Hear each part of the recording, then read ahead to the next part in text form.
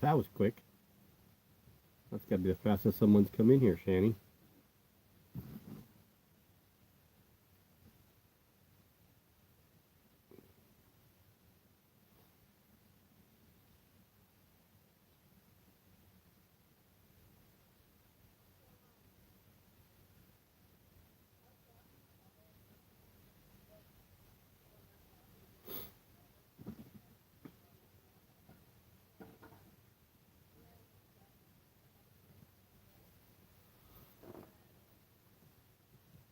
Better move these before they get knocked over.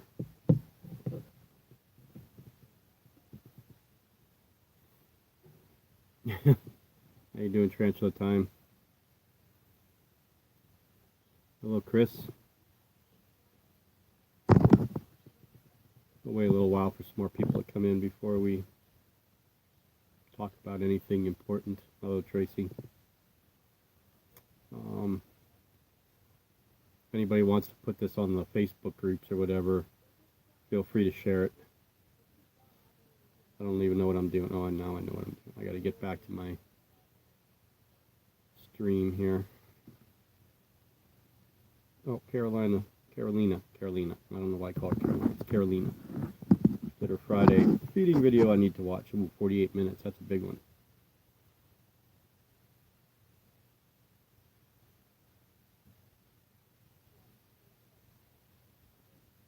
Let me get into my stream here so I can read. Oh, gotta turn down the volume or else we'll echo. There we go. Okay, how you doing, Cradle of Arachnids?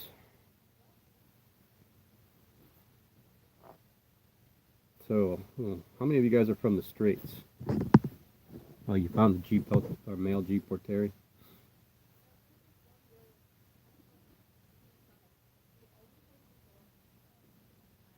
We know Shani's from Canada. I'm pretty sure, well, I know Tracy's from Pennsylvania. I'm pretty sure Chris is from the States, right? Okay, apparently Cradle of Arachnids isn't from the States.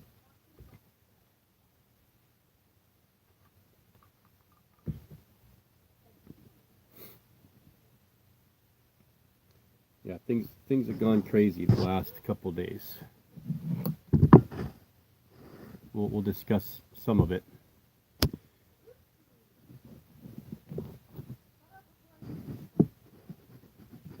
Before, I want to make sure that there's more people in here before we start. Getting crazy. Okay, Cradle of Arachnids is from Sweden. Who else is from Sweden? Carolina's from Sweden. And Nellie, right?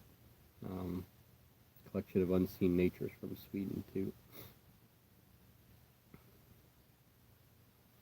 So, Spokane.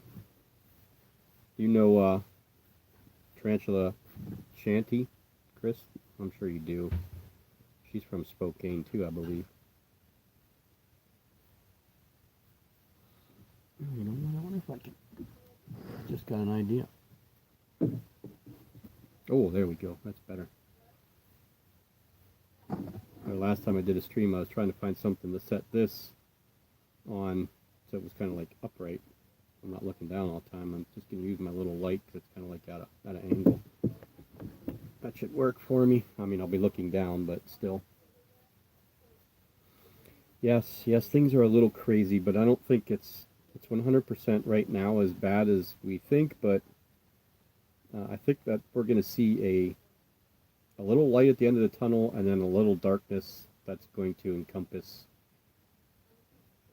other places. Hi, Gandalf, how are you?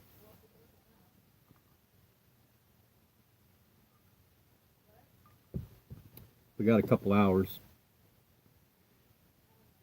so no big hurry. The kids are going to be gone, wife's going to be gone, it's going to be me and the dog. And the spiders. You can see there's nobody up on the shelves.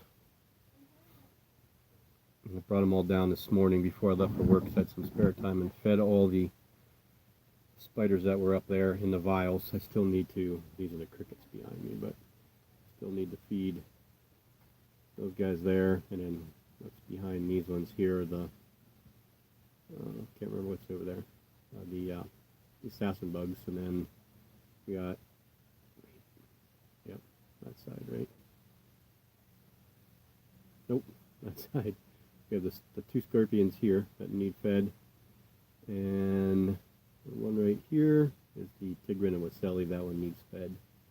And then this one right here is the Poecilotheria vittata. That one needs fed. Actually, so does all that. All those arboreals need to be fed too. How you doing, Rach? Is Soapy sleeping?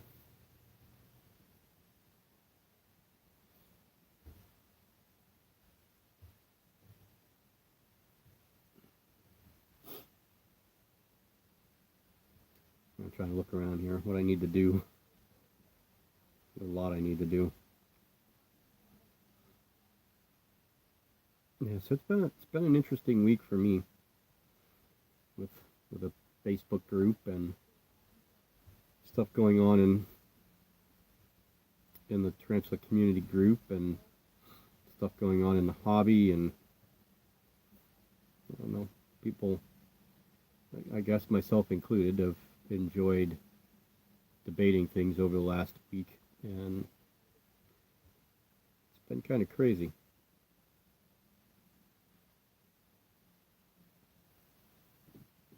Most of you guys, again, most of you guys that are usually in my streams aren't from the United States anyway, so none of this really affects you yet.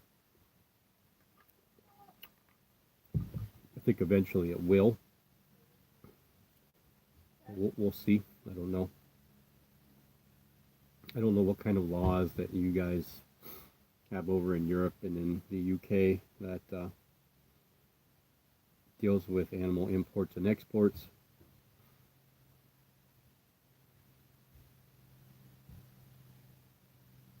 I just know what's crazily going on here.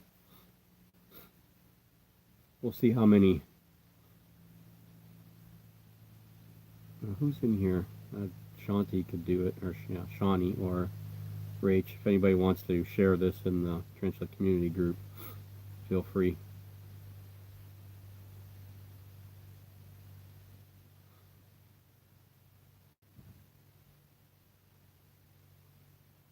Yeah, I think I'm sure there is some stuff over there that is harder to get in than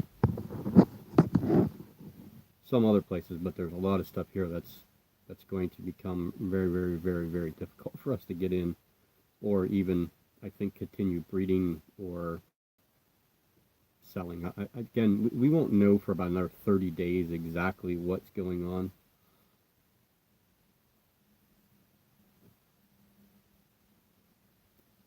So there should be another official release coming out within a month that should define things a little bit more. The things that we have witnessed over the last couple days, the release from the tarantula community was a statement about what's going on and what they were advised to do, and then also emails from the United States Wildlife Fish and Wildlife Services from their I can't remember what department it is, Department of Inquiry or whatever it may be. It was a coalition or collection of emails that were sent that were put into that press release. I think that there is a few things that aren't exactly correct, and there's a few things that will be more defined, but again, I think that they want to step back and say that it's not an actual release, official release, because that's not really what it was, but it kind of steers you in the right direction. And you know, I'm on the side of just erring on the side of caution right now. I know some other people aren't, and that's fine, and people interpret things completely different. And you know, it's almost like we're in the United States hobby, we're there's a line in the sand, and you're either on this side of the line or you're on this side of the line. There's no middle. There's no middle part anymore, and it's kind of sad, really. Hey, paranormal, how you? No, you didn't miss much, Shanny, not at all. Yeah, Chris, there'll be more clarity soon. I mean, I was asked when I did this not to divulge certain information, and just kind of reiterate the fact that what we saw in the press release as far as the emails were not an official statement. It was just correspondence coming back from that department. So again, there's been a lot of different interpretations from one U.S. FWS official to another, and I think that's where the big gray area is with certain people, and I understand why they feel the way they do. Um, I honestly hope that this all just blows over and it plays out, and nothing ever happens. I don't believe that's what's going to happen, but it would be best for everybody if that's what happened, because then I can get my Dolichothelli diamantinensis then, because right now I'm not really keen on the idea of doing it. I'm actually really, really happy that hopefully my Nandu Colorado velocis is molting and not laying an egg sac, because if we do have a ban completely officially with Brazilian species, that one's on there. So I don't know what I would do with that many babies. So yeah, it's kind of crazy. Well, basically, Shanny, that's what's going on. Is there's the again, the Brazilian thing came to head again, or came to light with a press release from the Tarantula Coalition. There's correspondence between I think them and the US FWS, and trying to clarify things for everybody and define what we should and shouldn't be doing, really. And it's again, it's interpretive. So you could kind of come up with an argument for both sides theoretically, really, based on what information we have. And that's the problem we have right now, is that the people in the United States, like I said, there's this line right here, and you're either here or you're either here. And it's gotten sad. It's almost like Republican Democrats right now, where you're either all Democrat, all Republican, and you can't agree with each other, and you can't stand this person because this person's this and this person's that, and it's just getting crazy. People are accusing people of things, and trying to point fingers at people, and the tarantula community would try to be as transparent as possible. We try to allow people to discuss things as much as we possibly can, within reason, so that people are as educated as they possibly can be, and then can create their own assumptions or their own direction from there. It's kind of like shipping through the USPS. We know it's illegal. We read that it's illegal. There's certain vendors that have been doing it for years and aren't getting caught or in trouble for it. And people are saying, well, if it's illegal, why do they keep doing it? And just because someone gets away with it doesn't mean that it's not legal. You know what I mean? Or not illegal. So, not legal. It's a very, very fine. We got about 30 days. I think if we can hang in for about 30 days, hopefully this dies down just a little bit. I doubt it will over the course of the next 30 days, but there should be something officially coming out in the next 30 days. But there are other groups that have their opinions, and they don't want the stuff discussed, and I understand, how they want to run their group. But it's just been, a lot of people have been kicked out of the group or been banned and blocked from the group, myself included. I've not agreed with things that they've said, and outside of their group, I have voiced my opinions, and I've talked to moderators and admins from that group. But I was always as helpful as I possibly could be. I never caused any trauma or any problems there, but I was pretty much blacklisted because of my association, quote unquote, with Help Friction and the tarantula community. And it's just kind of disheartening that happens. But like I said, people are people, and that's the way it works, I guess.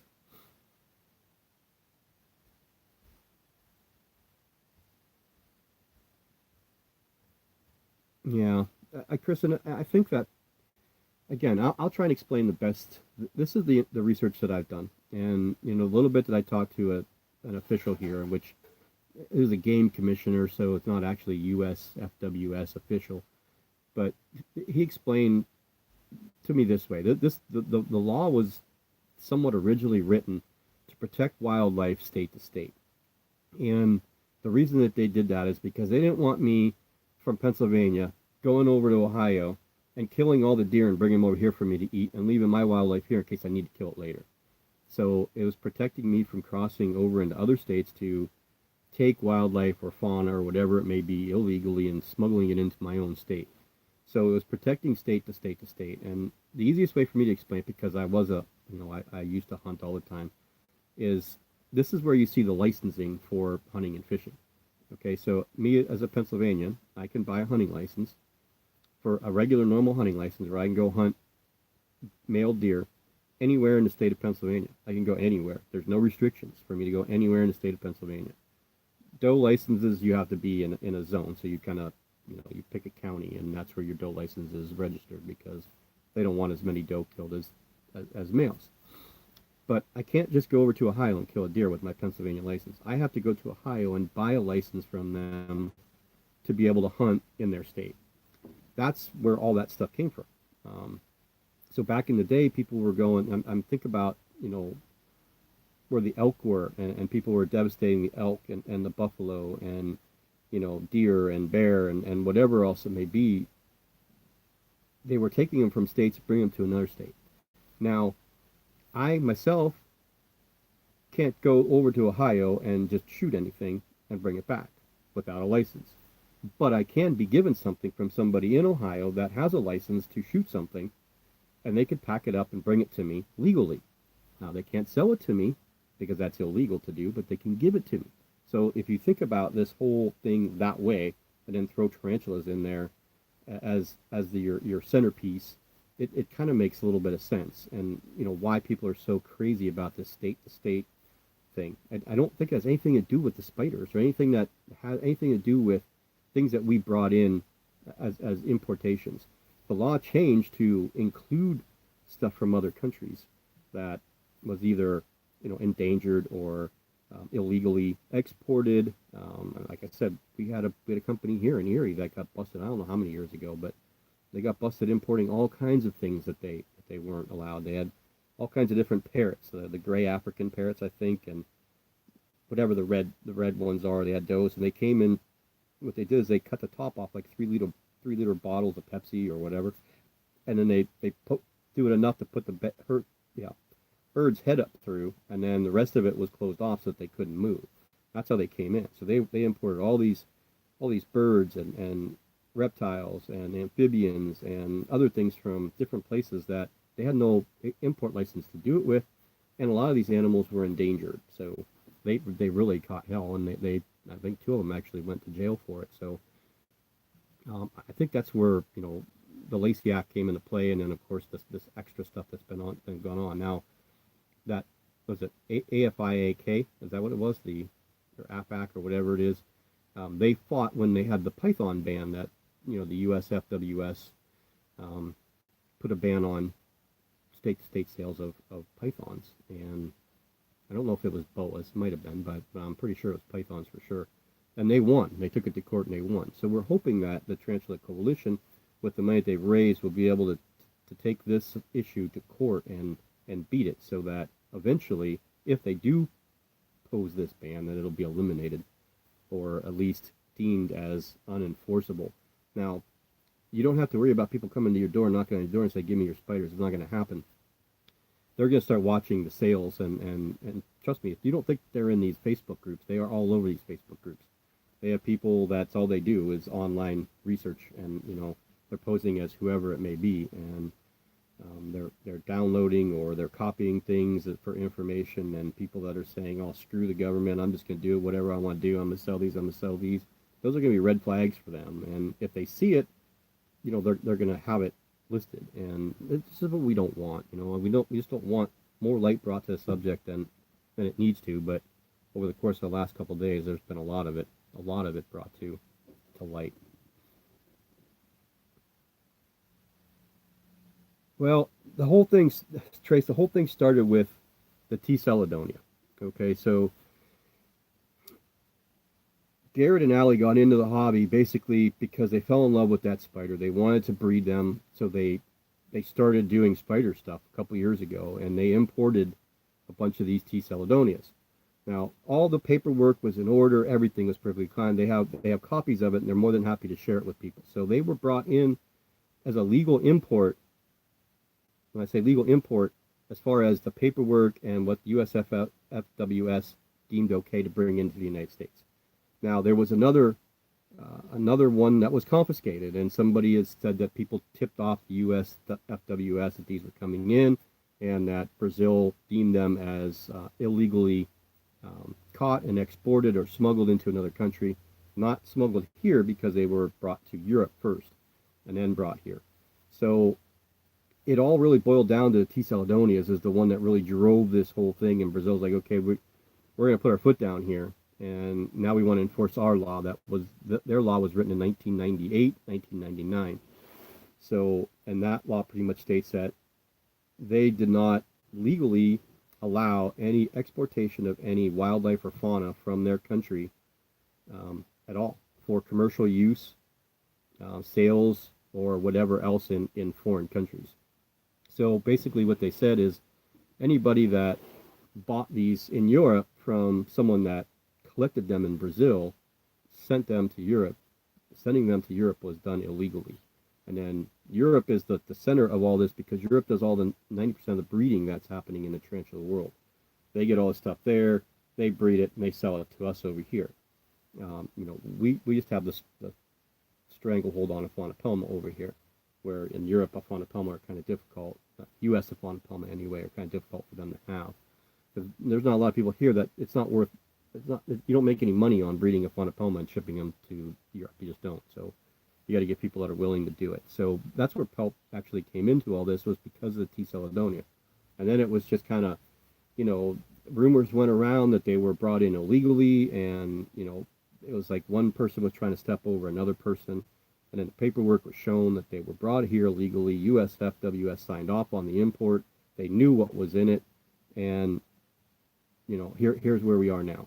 So it's not that they drove what happened. It's not that the people that complained about them over the course of the last year and a half with these drove this what happened. It just happened, and it's something that now we got to figure out how to deal with. And again, when you have groups that have almost 10,000 members, 5,000 members, they pretty much share most of the percentage of that group together.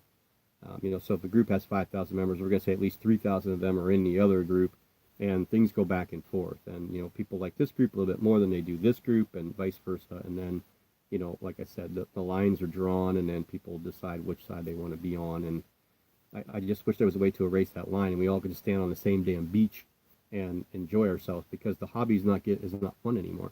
It's just constant ridicule. It's constant people trying to outdo other people, or trying to figure out how they could sell stuff better than the other person can. It's just kind of crazy. Hello, Lori.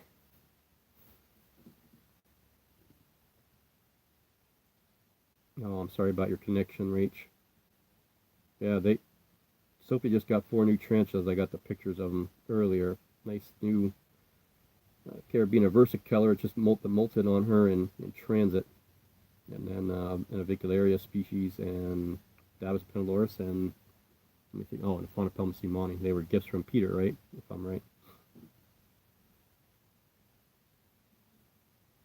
No, they're not. They're not being blamed, Tracy. It's not that. No, I don't think anybody's blaming anybody for the Lacey Act. It's just that's kind of where the start of it began, was with T. Celadonias, and it was one that was listed after all this went down. A couple of different people tried to import them and couldn't. And I know that some people got upset because they couldn't, and they weren't involved with the import. But the last import with these that came in was confiscated. The animals have been confiscated. That happened, last summer, or last late spring, almost a year ago. And those spiders are still in the custody of the U.S. FWS, wherever they have them. They were not released to the people that actually paid for them and bought for them. Those people were out all that money. So that's kind of where it went. But then I know Kat had put a a link, and I can't remember where it's in the Spokane or Seattle area, that there was an import of Lasiodora paraibana that came in, like 200 or more, and they were confiscated by the USFWS from because they were from Brazil, and the zoo up there took them. What they're going to do with them from there, I have no idea. But this is happening, and people don't realize it because it's not big headline news. And people keep wanting to talk about this. This is here. I'll give you a perfect example. Okay, Brazil's law was written in 1998, late 98, early 99. So people want to say that how can you say that my spider that was bred here in the United States came from an illegally exported or smuggled female and male from Brazil? And one of the species was Nandu chromatus, and most people know it's a very, very popular tarantula in the hobby. It's very easily obtained. They breed really well. They have tons and tons of babies. They were not described until 2004. So basically, I don't want to say they weren't discovered, but they weren't described until 2004, which was 5 years after Brazil wrote their law. So for a tarantula that is endemic to Brazil, it's found no place else but Brazil, that was sent to Europe, bred there, sent to the United States, there's no way that you can argue that those did not come from illegally obtained animals from Brazil. So it's I think people want to have a defining list, a list of, okay, if you give me something, if the USFWS gives you something, it says, okay, here's a list right here. You cannot legally own these animals anymore. You keep the ones that you have. You can't breed them. You can't sell them. You can't trade them. You can't give them away. There'll be circumstances such as you own them, you die, somebody else has to take them. They're confiscated from someone that can't keep them anymore. Things like that will be, of course, probably overlooked, but it will all have to be probably done through the USFWS. People keep thinking that they're trying to make it so that everybody's got to have a tarantula license to own tarantulas. I can't see that happening. It just makes no sense to me. This isn't a money thing for, I know people want to believe that anytime government gets involved, it's a money thing, but it's not. The government's not making any money off this any more than what they did before. The people that sell them online, they have tax numbers, they charge tax, they pay their tax. People that buy them, if they're in a state that they have to pay tax, then they do. Let's say, like Fear Not Tarantulas is in Virginia, so if you're in Virginia and you buy them, you have to pay Virginia tax. Buying them from Pennsylvania, because she's sending them to a different place, I never had to pay tax. Pelt Friction, I think they include the tax in their pricing of their tarantulas, so they take care of the taxing there. So it's more than money. And yes, there's a lot of private people that sell and buy and go to expos and do this stuff on the side and don't claim it as income, but that happens everywhere. So I don't believe that this has nothing to do with money. It has more to do with Brazil wants money, and they're realizing how much money has been passed over the handful of, since 1999, that's 19 years ago, 20 years ago. The amount of money that's now in the hobby, probably, well, I mean, money-wise, value-wise, here in the States, things are not worth more. I can't say they're worth more.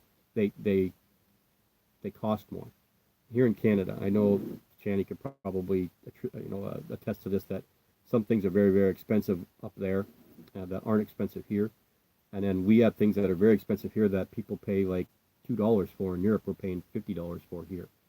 So I think Brazil is seeing the amount of money that's going through people's hands, and they're saying, hey, these were animals that came from our country, and we're not getting anything out of this. So we want you to stop. So that's just the way I view it. And that's reading about it. Now, Lori, I don't want to say there's going to be no anything. Okay, I don't want to define any animal from Brazil, and it's not just tarantulas. It's animals. Period. Any animal or fauna from plants.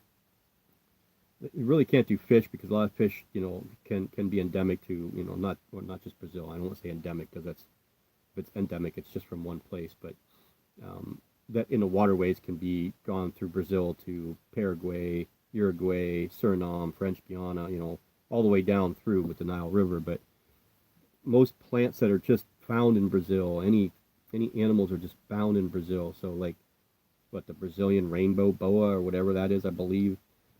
It goes to those things too. It's just we're dealing with the tarantula part. So I don't people don't understand that because we talk about tarantulas, that's all we're hearing. But it is other animals too that's involved. It's not just this stuff. They're not just saying, oh, we're gonna pick on spiders here, and we're gonna leave the snakes and the lizards and the salamanders and frogs and stuff off that list because that's not what they're doing. I'm sure we paid Brazil a lot of money in aid, but I don't think they really. I don't think this, and I understand that people are bitter and we try to find ways to justify keeping them and saying screw Brazil, and trust me, I think we all do. Um, I don't know. I mean I have my Brazilian tarantulas. If I wasn't allowed to have them or I couldn't get any more, it wouldn't break my heart because there's so many other great species from other places. I'm just worried that this is going to be the first step of the ladder that other countries are going to start to follow afterwards. I've heard before in rumblings that you may see Africa the next place that are going to start saying, no more. Whatever you have there, that's all you get. We're not letting you export or import anything from our country. Australia does it. They have to breed things for 3 generations before they're allowed to export it for anybody outside the country, and they do not let imports of anything, no wildlife at all. So, I mean, for as bad as we have it, imagine being from Australia.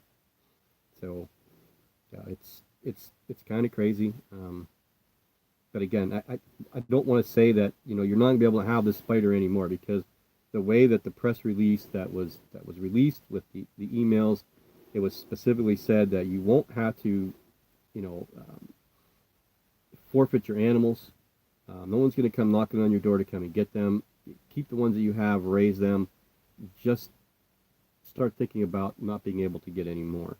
Um, and it's hard because you have people that have bred animals like Lasiodora parabona that may be in the middle of a gravid cycle that could have 2,000 babies, and you could be stuck. What do you do with 2,000 Lasiodora parabonas if you can't sell them? And whether it's interstate, whether it's from me, selling to someone down the street here, we don't know exactly what's going to happen. So when we do, again, I think a lot of people are going to be upset, and I think you're going to see more illegal activity, and that's going to be a shame because the last thing that we need in this hobby of outcasts, I guess you could say, or odd people is more light being brought to us and the hobby itself.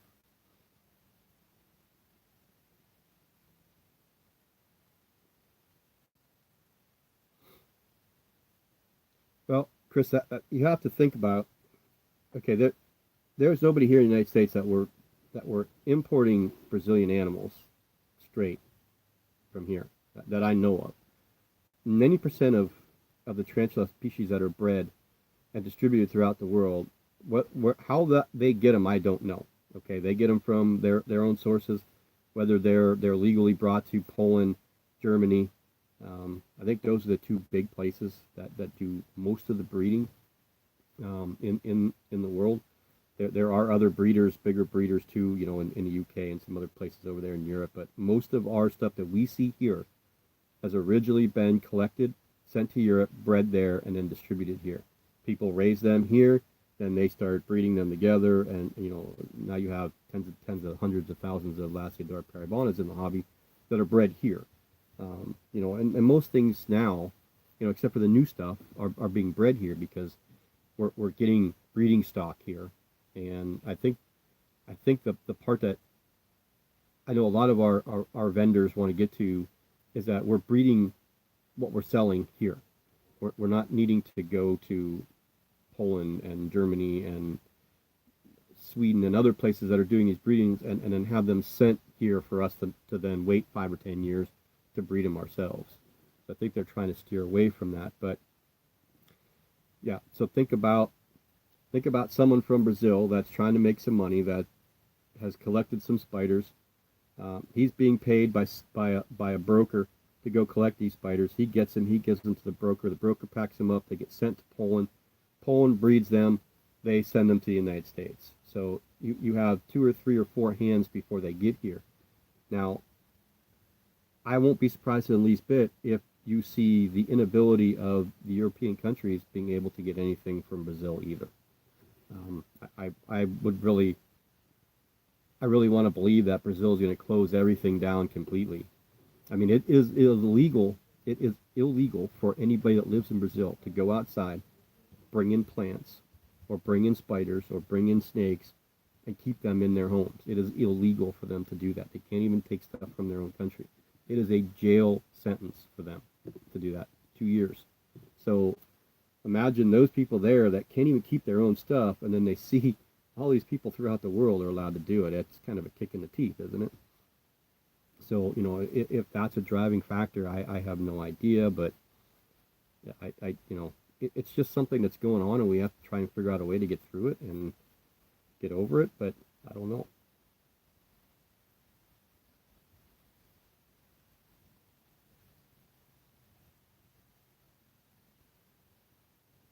But we don't regulate Brazil law either, Chris, and even though they came from Europe, the problem is that they're saying that anything that come out of their country since 1999, that when their law passed there, has been illegally sent out.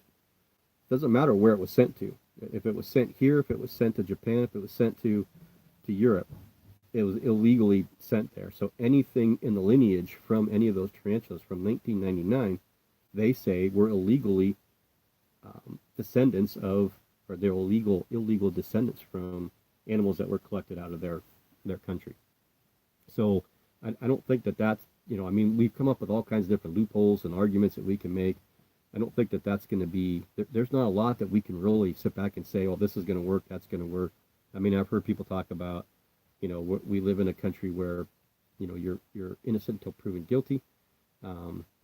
In this aspect, if you read the Tarantula Keepers Coalition, the USFWS says it is the owner's responsibility to collect and understand the paperwork and the lineage of animals that they keep. It is not their responsibility to prove that your animal was illegal. It's gonna be up to you, and none of us have that. Most of the people from Europe, they know who they're getting their stuff from, but they originally don't know who they're getting their stuff from. So there's no paperwork saying, this was brought in here or when or why or whatever. So just go to the spider catalog and just kind of browse down through and see spiders that are from Brazil and when they were described. That's the biggest point. You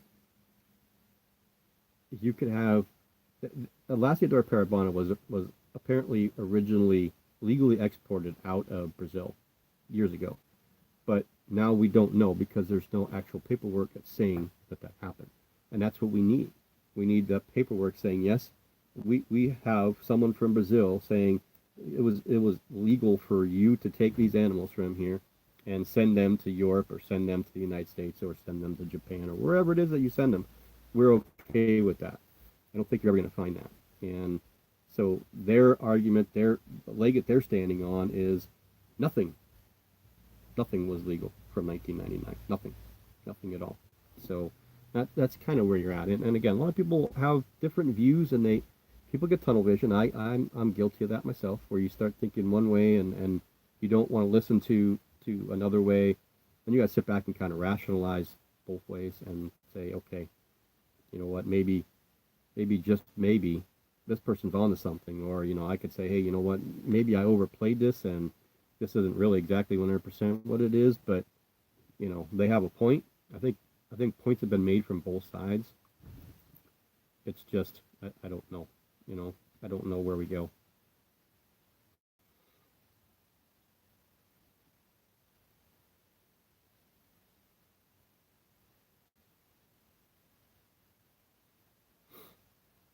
I'm browsing back through your comments here. Yeah, Trace, it is. I mean, we have no control over it right now, and it's this. I'll tell you what I feel, and again, this is where people disagree with me. Okay, I will err on the side of caution every single time because I think that's what's best for the hobby, and if it means that you need to just stop selling something for a few months until it's all settled. I know people don't want to do that because they think that this company's trying to strangle them down so that they'll be able to sell all their stuff later before they actually get to sell their stuff again. And I, think about this. You have a company that sells spiders. That's what they do. Okay, they make money. They sell spiders. That has taken 30, 40, 50 species off their for sale list. They're not selling them at all. Where are they profiting from any of this? And if a month from now or 2 months from now that this comes out to play that, hey, the USFWS says, okay, anything that's here in the United States right now is okay. You just cannot import legally any more Brazilian species of anything. Then you can go back and sell them and everything's good to go. Okay. So why can't we just wait a month or two? Maybe the press release maybe needed to wait a little bit longer, because that's what people are saying. Well, it's not 100% defined, so why didn't we wait before we put this out? Because we went through this last year.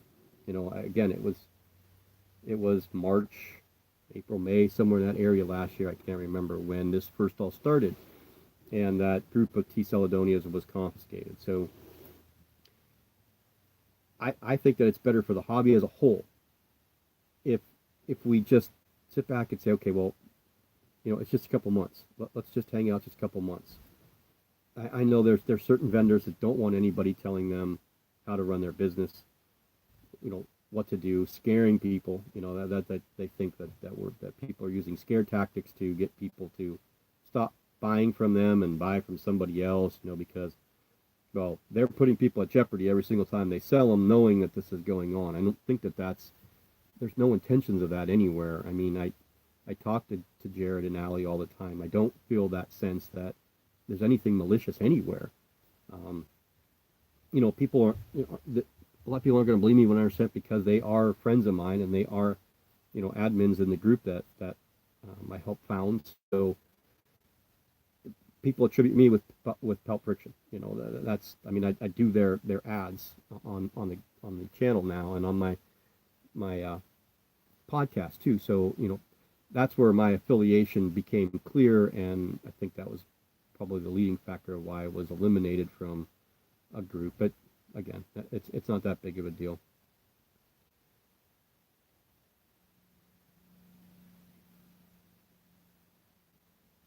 I do believe that there will be some countries. I mean, Chile, quote unquote, apparently has closed their borders or have closed their borders from exporting animals, but people are just taking them out of Chile and exporting them a different way. So, I mean, we don't see the amount of roseas and quote unquote porteries in the pet stores that we did a couple of years ago. Now we're seeing a bunch of Aphonopelma simani and Brachypelma albopilosums. You're seeing those more than you are seeing anything else, wild caught of those. And we're also seeing a lot of wild caught Hysterocrates gigas in the hobby now, and all these females are laying egg sacs. People go, they go buy a spider, they bring it home. 2 weeks later, they're dropping an egg sac, and they're like, oh my God, what do I do? I didn't sign on for this. What do I do? So, yeah, that's kind of where we're at. It's just, I don't know. I don't know what to tell people one way or another. I don't want to try and convince one person to jump ship and go this way, and I don't want to make people panic and start pulling their hair out and worrying about this for the next 30 days or so. But it is something that I do believe should be out there, and people can make their own decisions based on their own research and reading things. You can read the Lacey Act, and you can look up different cases that were brought against the Lacey Act. You can go to the Tarantula Coalition, the Tarantula Keepers Coalition Facebook page, look up this press release, and there's names of the USFWS people that are in there. You can get their numbers very easily and talk to them, and you can form your own opinions again. I know that one vendors talked to different ones and they said something different, and these ones talked to somebody that these ones say something different. But it just seems to be, the two big vendors, Pelt Friction and Fear Not Tarantulas, and the two big groups right now, Tarantula Community and the Tarantula Collective. It just seems like there's way more stuff that goes on between the two of these that needs to. It just, but I do believe that they're, topics in the tarantula hobby belong in the tarantula hobby groups. I mean, if you want to have a code of conduct and say this is how this group needs to be run, and we expect everybody to follow these rules, and this is what we want you to do, then, you know, that's fine. But when other people are allowed to come in and start talking about the same things and not get their comments deleted or whatever because they are on your side, it's just a little disheartening. And I know, I mean, I had a discussion with the owner of the other group, and he said, I can't believe that people are so bent out of shape because they were removed from a stupid Facebook group. And it's not the Facebook group itself, because I could give two shits, to be honest with you. There's a million of them out there that are way better than that one is, but it's the morality of it. It's the I'm gonna say this is what you can't do, and you need to follow these rules, and you have somebody that follows those rules and then gets booted anyway. That's the part that bothers me. And I don't care that I'm not there. I care the reasons why, because it's not, there's no integrity. Your integrity's gone when you do stuff like that to people. We don't do that in the translate community. There are topics we don't like to discuss, and there are topics that we get to a certain point and we got to shut them down because they get out of hand. But for the most part, we'll let you discuss anything tarantula related there, even if it's taboo. Hybridizing. People that are asking questions about can I go to Europe and buy something and have it shipped in the United States, stuff like that. We'll let you talk about anything because we want to give people the information to form their own opinions. I mean, I can't make you do anything. I can't make Joe Smith, who wants to illegally import a tarantula from Spiders World EU, I can't make him stop doing it. I can only give him the information, and he's got to make that choice on his own. And that's all we try to do.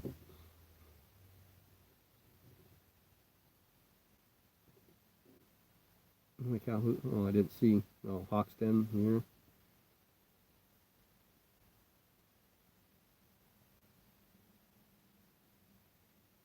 Extrovert, invert, how you doing?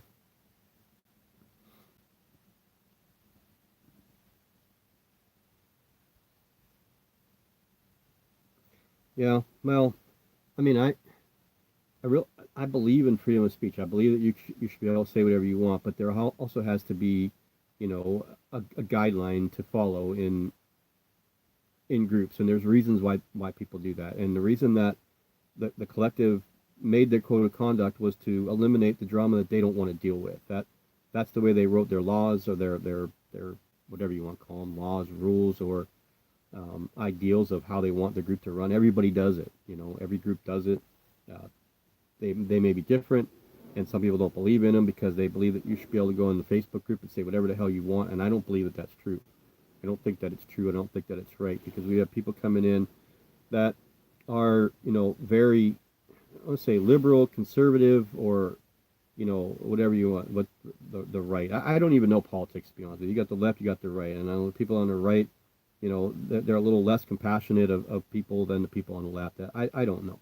But we had someone that come in, and I've known them for a few years, 3, 4, 5 years now, and just come in and just ridicules everybody, and just people want to come to these groups and they want to be a part of something. They want to feel like they belong, because they don't feel like they belong outside of the group to anything.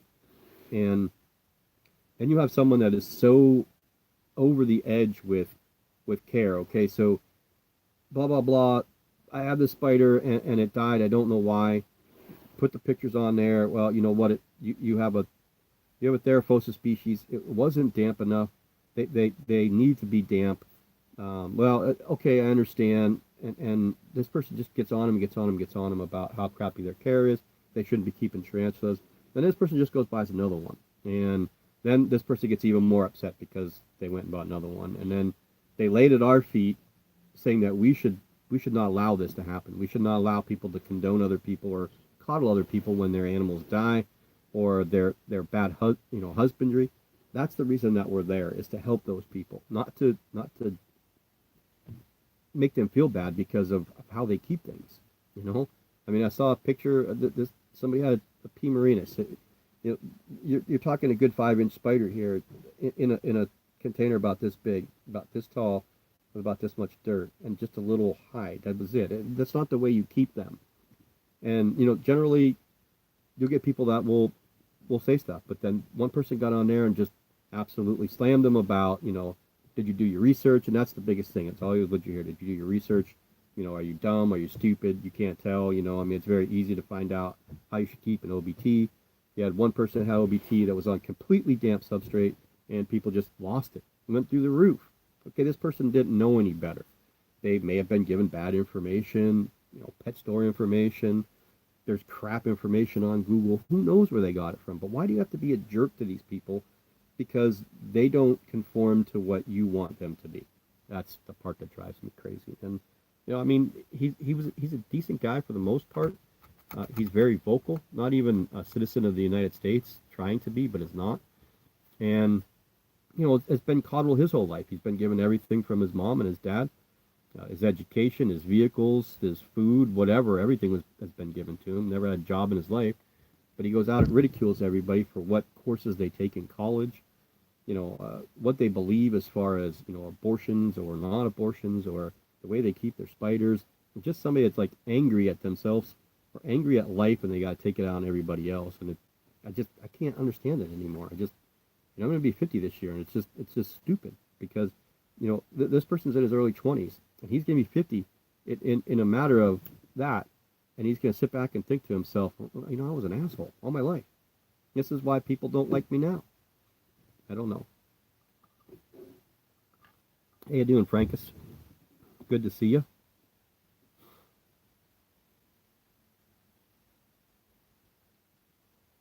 Well, Trace, I mean, I know you stick up for me a lot, but it's just their way, Do I think it's stupid? Yeah, I think it's stupid.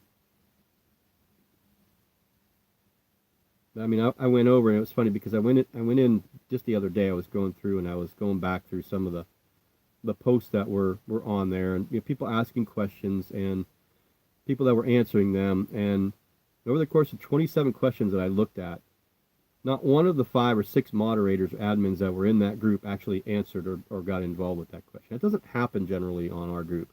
You usually have somebody that's involved. And I'll go and look. If somebody asks a question, I will go and look at the question. I will look at the comments. If the comments are on point, I generally won't comment because there's no need to. The people there have already taken care of it.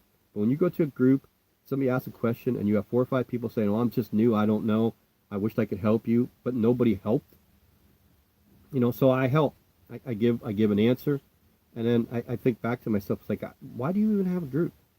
I mean, what is it that you're getting out of it? What are you trying to do with that group? Are you really trying to help people, or is it just, look what I got?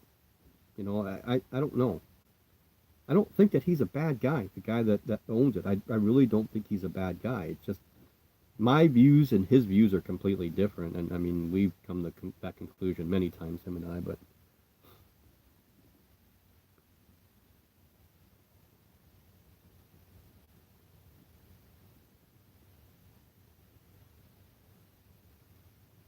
now we're talking about Facebook groups. We're still talking about the stuff going on in the United States. And it is a big thing. And yeah, that's the bad part, Frankus. I mean, I feel for you. Trust me. I mean, I wasn't in the ground floor of the tarantula owners worldwide, but I was there in the beginning, when the group was still young and small. I helped out adminning for a little over a year there. And, again, when you're trying to help people, especially someone that has knowledge like you or been around for a long time, people just want to call you an elitist. They don't want your information. It's the new age that they don't want information from older people. They want Google information, and that's the information they believe because it's this. There it is. Boom. Doesn't mean it's right, and people, they can't get that through their heads. So it is discouraging. I know some very, very, very intelligent, very experienced keepers that refuse to help people anymore because of the crap that they get back. Now, sometimes they may say things a little bit wrong. The context is maybe taken out of place, or the way that they said it was definitely deemed as, kind of rude. But some people are a little bit more forward than others. Some people are very caring about the information that they give. But it's tough to deal with, trying to give information to people. You have to find people that are willing to take it, and you know, it's like I don't expect people to listen exactly to what I say or what I do. If you ask me a question and I give you advice, don't come back to me and say, well, that's stupid. I've been doing it this way for 2 years. And why did you ask me in the first place? That's where you get a lot of that. And I'm sure Frankus can attest to that. As he says here, I mean, he's spent 5 years on groups offering advice, and 80% of the time he got hate for it. And that's, it's true. I mean, it still happens right now. Yeah, you're right. The memes that go on, it's just everything's funny to people anymore, and nothing is taken seriously. And when you try to do things in a serious tone to actually help somebody that needs help, they just look at you like, ugh, you know, my breeder. I always get this one. You know, they'll come to the group and they'll ask a question, and the question's a pretty decent question.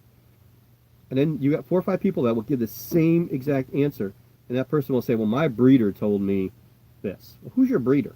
You know. So I asked that question one time. I was like, "Who's your breeder?"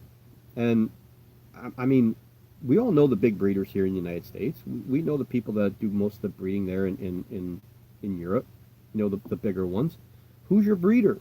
You know, is it just somebody that's got a collection like mine that threw some spiders together and ended up with an egg sac, and you got a couple of them, and that person thinks he's an expert, and you think he's an expert because he actually got some viable baby eggs, baby spiders? That's people have a crazy illusion of what they need to believe in. You know, that so many people need to this country, and even I would say I speak for our country, but I'm sure this is worldwide.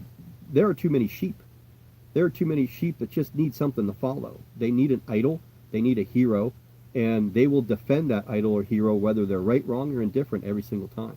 And it can be painstaking. It can be frustrating, seriously frustrating.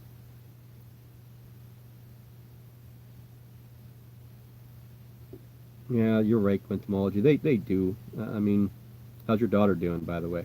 Um, I haven't seen. Have you been still doing videos? I haven't seen anything in a while.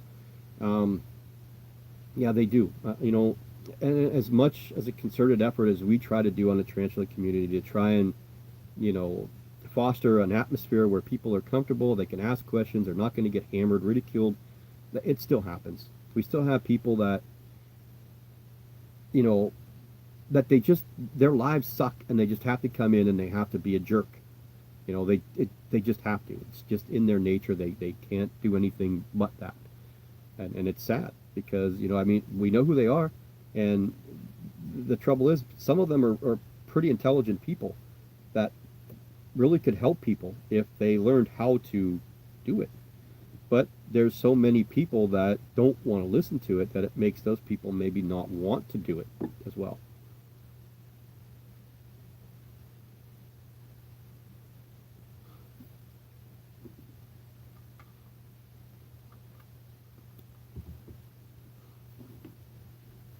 I'm actually caught up with the comments. I don't know what to talk about because I'm caught up with the comments.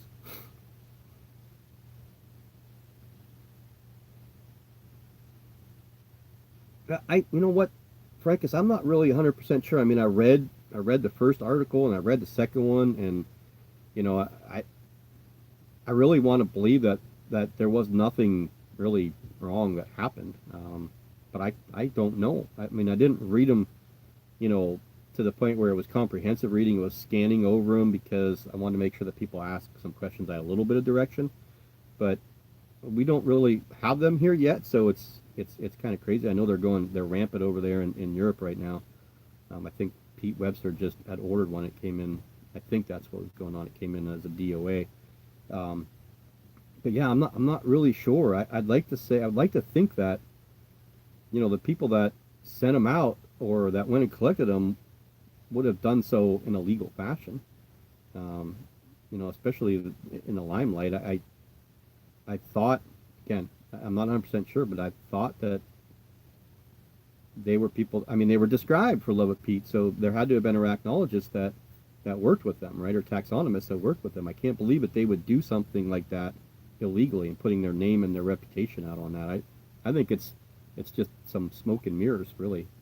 People are unhappy. I don't know.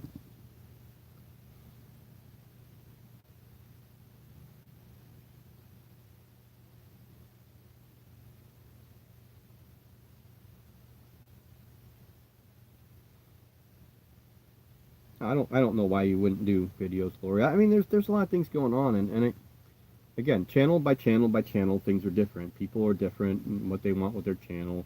I don't think anybody should not do it if they want to do it, but I can tell you one thing, that there are lots and lots and lots of people that absolutely despise people that do YouTube videos. And because there's so many people that just do entertainment videos and give out wrong information, or their husbandry sucks, or whatever it may be. So, everybody that does YouTube videos gets lumped into one category. And sometimes I get mad about it, but I'm at the point that I really don't care anymore. I know why I do what I do. I enjoy doing what I do. I could walk away from this tomorrow and not do another one of these and not be, well, I wouldn't lose an ounce of sleep over it, to be honest with you. Because I didn't get in the hobby to do this. I just found when, watching videos, that there wasn't a lot of people that took the time to try and help people learn and understand, because it just got to the point where people are like, hey, these feeding videos are just doing absolutely crazy, so that's what I'm going to do. I don't care if what I say is wrong. I don't care if how I keep is wrong. As long as people keep watching my stuff, that's how I'm going to do it. And I think that's why, so many people are drawn to Tom Moran, because he makes things, he's a teacher. For God's sake, he's a teacher. So the way he presents everything is in teacher fashion. And again, when you have a teacher and you have people that want to learn, it's very easy to want to watch his stuff. And, I love his stuff. Absolutely love his stuff. There's some videos I don't watch because maybe he's doing a video of an animal I don't keep or have no interest in keeping, but that's what I try to do here. It's just a matter of I'm not as good at presenting that stuff as other people are. I just do the best I can with what I have. I try to strictly give information about animals that I've kept, in my experience, or what I have right now, and things that I haven't kept. I will try to find somebody that has, instead of me saying, do it like this, do it like that, because I could be totally wrong. And again, how I keep something here could be different than something how people keep in Arizona, or you guys would keep in the UK, or somebody in Sweden, or somebody in Russia, or wherever it may be.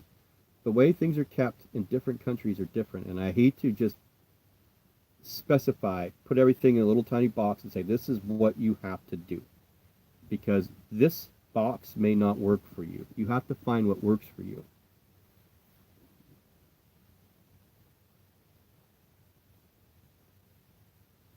Where am I? I just lost. I was like, oh, I'm all caught up, and now I'm not caught up anymore.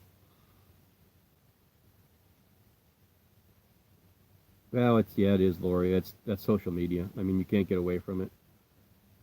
Social media is an outlet for people to argue that normally wouldn't argue. People can fight because they have no face-to-face interaction. Most of these people that say the things that they say to people or about people would not say that same thing when they were facing that person or the person that they were talking to. I can guarantee it. If you can't be real, and you can't say things here on this, or when you're typing something in a message or on a Facebook group, if you can't say the things that you would say to that person right at their face, then you shouldn't say it. If people say they would, oh yeah, I'll say this to anybody, but again, they're behind black and white text. So no, social media is the downfall. It's going to be a downfall of everything. It's the downfall of this next generation. Our next generation are going to be walking around like this. This is how their necks are going to be, because they're going to end up adapting to doing this all the time and looking at a phone, no matter what they do. Their eyes will move from here, and they'll get an extra one up here so they can see this way when they're walking. I'll tell you an example. I was driving home today on Interstate 79 from work to here. There's a stretch of 3-4 miles at 70 miles an hour after Interstate 90. I'm driving, and there's a car, little beat up, I don't even know what it was, just a small little car on the inside lane. Well, for us, inside lane. For you guys over there in the UK that drive on the wrong side of the road, I don't know what you would call it. But anyway, they're in the right side lane. I'm in the left side lane, passing a couple people, and the car's going all over the place. Okay, it's half off the road, going over the line, going over. I got up next to this person because the person I was following passed them, but I was held up right next to this person. It was a young mother on her phone, with a young, probably 7 or 8 year old child in the front and two car seats with kids in the back. Why in God's green earth? I mean, if you don't love your kids enough to put down your freaking phone while you're driving, I don't know. I mean, I don't understand it.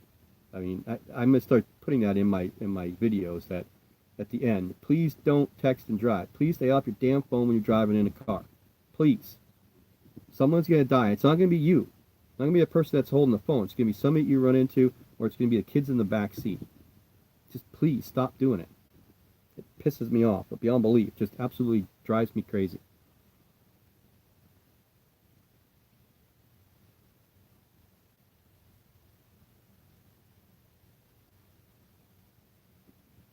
Oh, good. So you'll be having some stuff coming out soon. That's cool. I enjoyed watching your stuff with your daughter. The Gwen, talking to Gwentomology, the relationship that you guys have together. I love watching that stuff. It's like Adam and the little wee man, and um, yeah, there's, I mean, you have Natalie's eight-legged adventure, but Mike's not on camera with her, and then Sophie with Rachel, and I just can't get enough of watching that little girl. Um, I'm trying to think of who else young that's in it that has that, fun with their parent, and they can enjoy the hobby together. That's, it's huge when you can involve one of your young children and be that serious and have that much fun together, doing something every single day. I mean, I envy you, to be honest with me, with you. I mean, I do. I wish one of my kids would enjoy this stuff too, but they don't.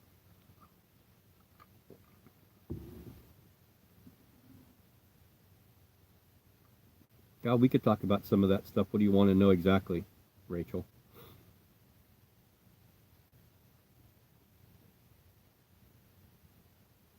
No, that's all right, JP. I mean, there's no real. You're not late. Come in when you can come in, and you leave when you leave.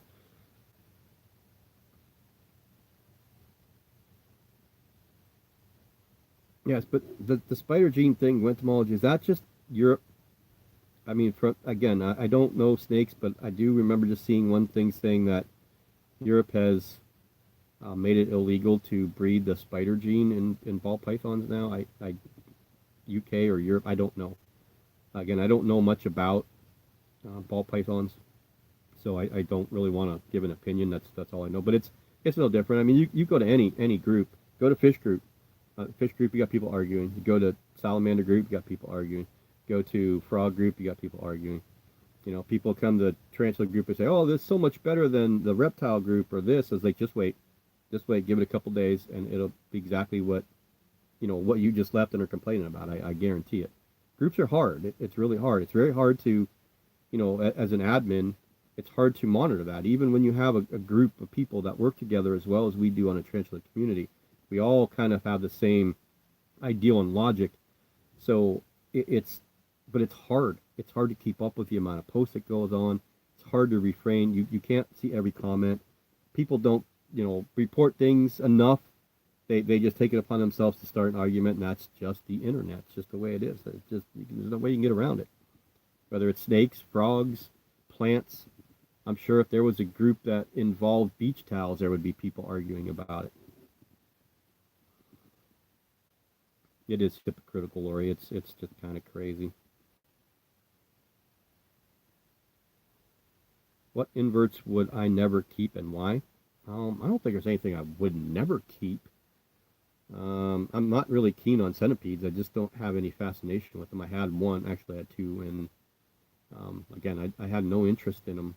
It was just hey, I got to get one because everyone else has one, so I want to get one, and it just didn't do it for me.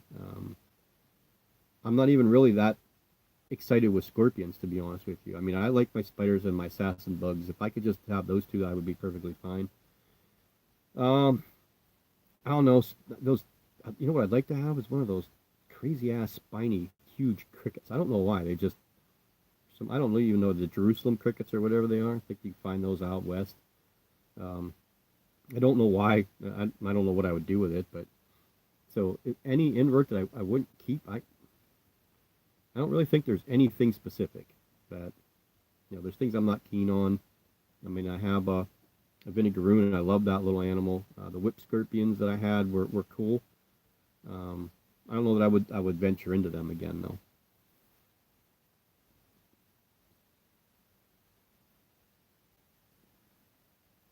I appreciate that, and I hope bunches of people love my lives. I like doing them.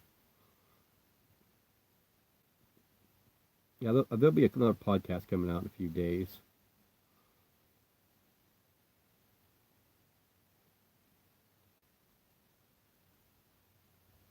That'd be a good video, Frank, because I know that um, I think Tom Rand did a small thing on that. That may have been a podcast though. They talked about brown boxing, and that's the problem when you have this stuff that happens, especially here. Again, I can't attest for anything that happens outside the United States. I only know what goes on here, and I know the amount of people that brown box stuff in every single day, and because they believe it's okay, or they're trying to skirt a system, or whatever it may be.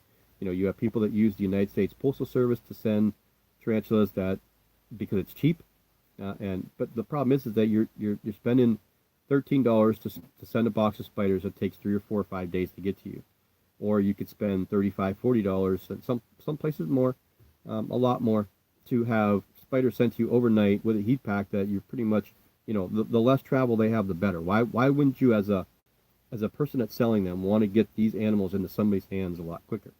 So that would be, yeah, smuggling is going to be bad. I think it's going to get worse here in the United States because of some things like this. Because when you go to somebody and say, it is now illegal to do this, there are people that are going to do it behind closed doors. There are people going to do it underground. I mean, look at, here's a very easy thing to go with, okay? The marijuana industry in the United States, there are places that it's illegal, there are places that it's not. But the places that it's not, I guarantee you the same amount is being used in the places that are. The same amounts being sold, the same amounts being consumed. It's just the way it is. People will do things illegal because they feel that they're allowed to. And, we all do it. Every single one of us. How many times you've gotten in a car and you're driving and you're going 60 or 70 or 80 miles an hour in a 50-mile-an-hour zone. You're in a hurry, you're not paying attention, you zone out. You're breaking the law. Okay, it's not a big deal, right? Because it's not anything major, but it's a law. And we break laws every day. People do it every single day. I'm sure that there's laws that we're breaking that we don't even know. One of the big ones that came about years ago with motorcycles, because for a long time most of the states in the United States, it was you had to wear a helmet when you drove. Then a bunch of states decided, hey, you know what? I don't care. If you want to drive a motorcycle without a helmet, wreck and hit your head and die, go right ahead. We're not going to make it illegal. We're not going to make it illegal to not wear a helmet. So what they do by that is that state's drawing in people that now, hey, you know what? I'd rather live in that state because I can ride my motorcycle without a helmet. But that person that's driving across the country now is going to go through 5 or 6 or 7 or 8 different states. Is it their responsibility to check the laws in each state to make sure that they either can or cannot wear a helmet? Or is it the state's responsibility to call them and say, hey, if you're driving through our state today, remember, you have to wear a helmet. That's where I tie this all into this whole Brazil thing, and it being the our responsibility to know what we have and not USFWS's responsibility. I didn't get to that part when I was on the groups today because I was just at the point where I was done talking about it. I didn't want to talk about it anymore. I haven't been feeling well the last couple of days. I'm trying to get my mind off of that stuff, and so that's why I decided to do this. I figured if the moment's here, if I start talking about stuff and people are coming in and enjoying, then I'm much happier. My mind's on something different. Now there's not enough people that go to Tom, but there are a lot of people that go to Tom. It's again, the other channels are more popular because they're entertaining. It's watching television. That's what it is. When I, again, we'll go back to when I was a kid. Again, I'm going to be 50 this year, so that was a long time ago. I didn't have this stuff. We didn't even have cell phones. Our phones, when we got our first cordless phone, I was around when cable was first invented. So I was a kid when cable came out. That was a huge thing. When remote controls happened on TVs, and I'd have to go change a channel for my parents or for myself every minute of the day. Well, I don't want to watch a channel now. You can go change it to channel 24. You gotta go up there, click up to 24. Oh, now I want to watch 35. Click all the way up 35. Remote controls, cable, video games, all that stuff, has come since I was a little kid. And I lost my train of thought. But yeah. So when I had the research thing, where did I have to go? I had to go to a library. I had to be driven to a library, take a bus to the library, or use the library at school to research stuff. Now, there weren't a lot of books written on stuff like tarantulas and stuff like that, so people didn't have that, ability back then to get the information that they do now at the click of their fingers. So, yes, if they want information, they don't have to watch Tom Moran's videos. They don't have to watch my videos. They don't have to watch Gar and Predator Prey Line online. They don't have to watch channels like that. They could just skip right over all that and go to the fun stuff, where you have characters, people that are very outgoing, and people enjoy that. They like watching those people because they're fun, they're interactive, they're on camera the whole time, they get to see them. Um, so what do you want to do? I think I'd rather just go to Google and look up the information and have a little bit of fun today.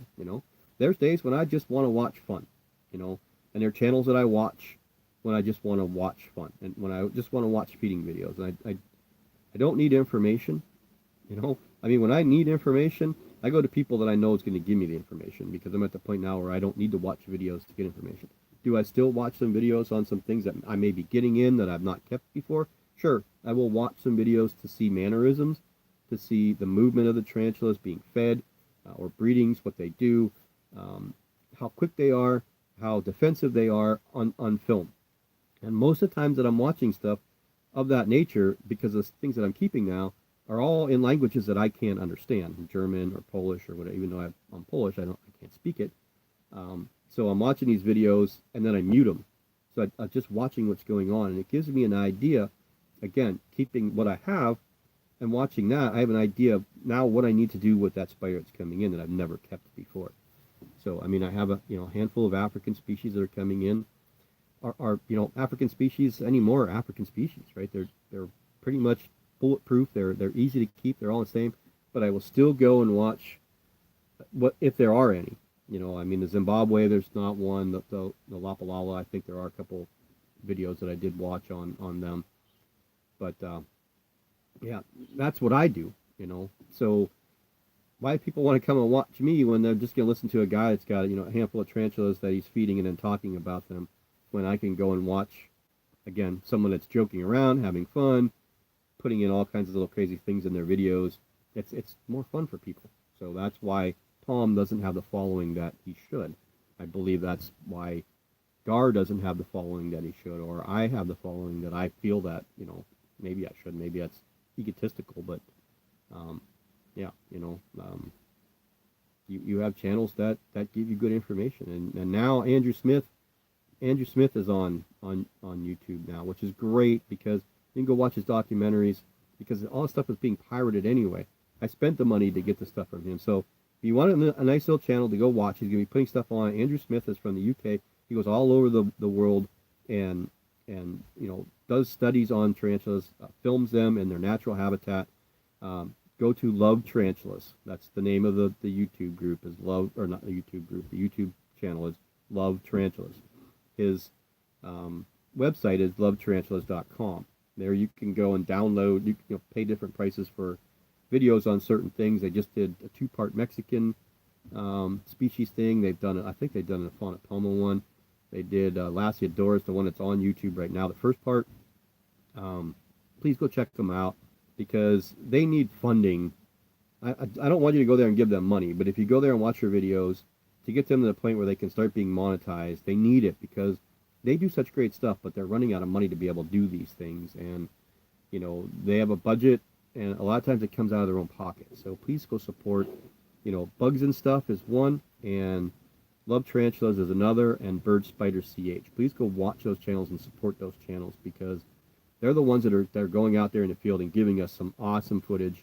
And they may not exactly tell you tons of different stuff about it, how big they are when, they're adults or stuff like that, but you're at least getting an idea of where they come from, what they look like in captivity. And you're realizing sometimes that, the tarantulas that you see in captivity, not captivity, but I mean the wild, the tarantulas that you're seeing in captivity versus the ones you see in the wild, they sure look a lot the same, but, this one's a lot thinner than the one I have, because I'm feeding the crap out of it, and that one doesn't have food for days. So you learn a lot of different stuff if you know what to pick up on.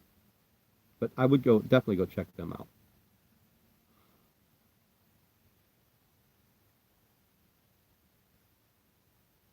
Yeah, we do, and I have a funny feeling that the next generation of keepers is going to be a lot less than what you're seeing right now. Again, there was a big, huge influx of people over the last couple of years. I think Francis could probably attest to this. The last couple of years, the hobby has grown by thousands, percentage. Just tons of new people, and it'll level. It's going to level. Um, it always does. They're going to get to a point where the hobby levels off. People are going to drop off for whatever reasons. And why are you doing that? My Augustophilus isendami, she's a juvenile female, and she's tapping on the side of the glass. She was doing it yesterday, too. She's nowhere near mature. I don't know why she's doing it, but she's doing it. Um, yeah, the influx of people, I just don't see, I don't see a lot in the groups of family orientation. I don't see a lot of people saying, oh, my son or my daughter. And then the ones that do take pictures of their kids holding a tarantula, they're 3 foot tall, and they're holding a nice little avicularia species. And someone gets on them and say, I wouldn't let my 5-year-old do that. They're too high off the ground. Blah blah. They can't say, hey, you know what? Let them be. Just let them be. Don't live apart. Just let people be. Yeah, Frank, is he is. I mean, he does a lot of work, and he's a teacher again. So he puts a lot of effort. You're a, oh God, I don't want to say this wrong, but I believe that are you a professor, Frankus? I honestly I can't remember what exactly it is that you do, but I know it's something of some esteem. But yeah, he does a lot of research. He talks to a lot of people before he puts something out. So the videos that you see when they come out, he probably filmed them over the course of 3 months and putting stuff together, getting information, adding all the text and all that stuff that he does, because he's trying to do all that stuff, take care of all his animals, be a teacher, a father, and a husband. So it is kind of crazy the amount of time and effort that he puts into everything, and that's where you kind of get discouraged. Is sometimes the time and effort that somebody like him puts into it, that he doesn't get, I believe, the accolades that he probably should. I know he says he doesn't care, but I still think that he deserves a lot more than what he gets.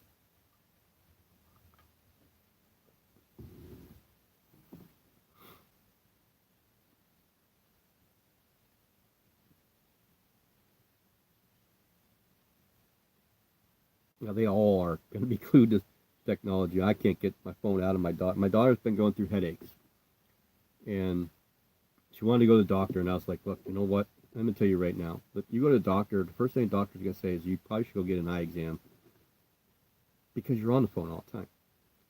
So, of course, she did. Her vision was fine, so they can't attribute anything that she's doing to her headache, so now she has to just go to a normal doctor. But I still can imagine the amount of time that she's on the phone, whether it's at school, whether it's here, wherever it is, that does not attribute to your headaches. I mean, I've found myself sometimes where my eyes hurt because of the amount of time I've been on something, this topic that's really going crazy on the groups, and you have to, kind of monitor or help, and I'll find myself with my eyes getting tired. You could feel them, the tired feeling in your eyes, and I gotta shut.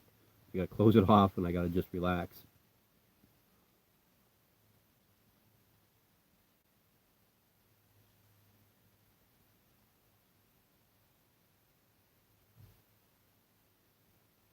Winton, did I miss why we talking about Winton? Is he in here? I can't imagine he's in here. He's probably in the middle of the night sleeping, or are we just talking about because I said something about Australia? I'm 20 minutes behind on comments, so again, bear with me. When I start talking about something, I need to finish before I look down, but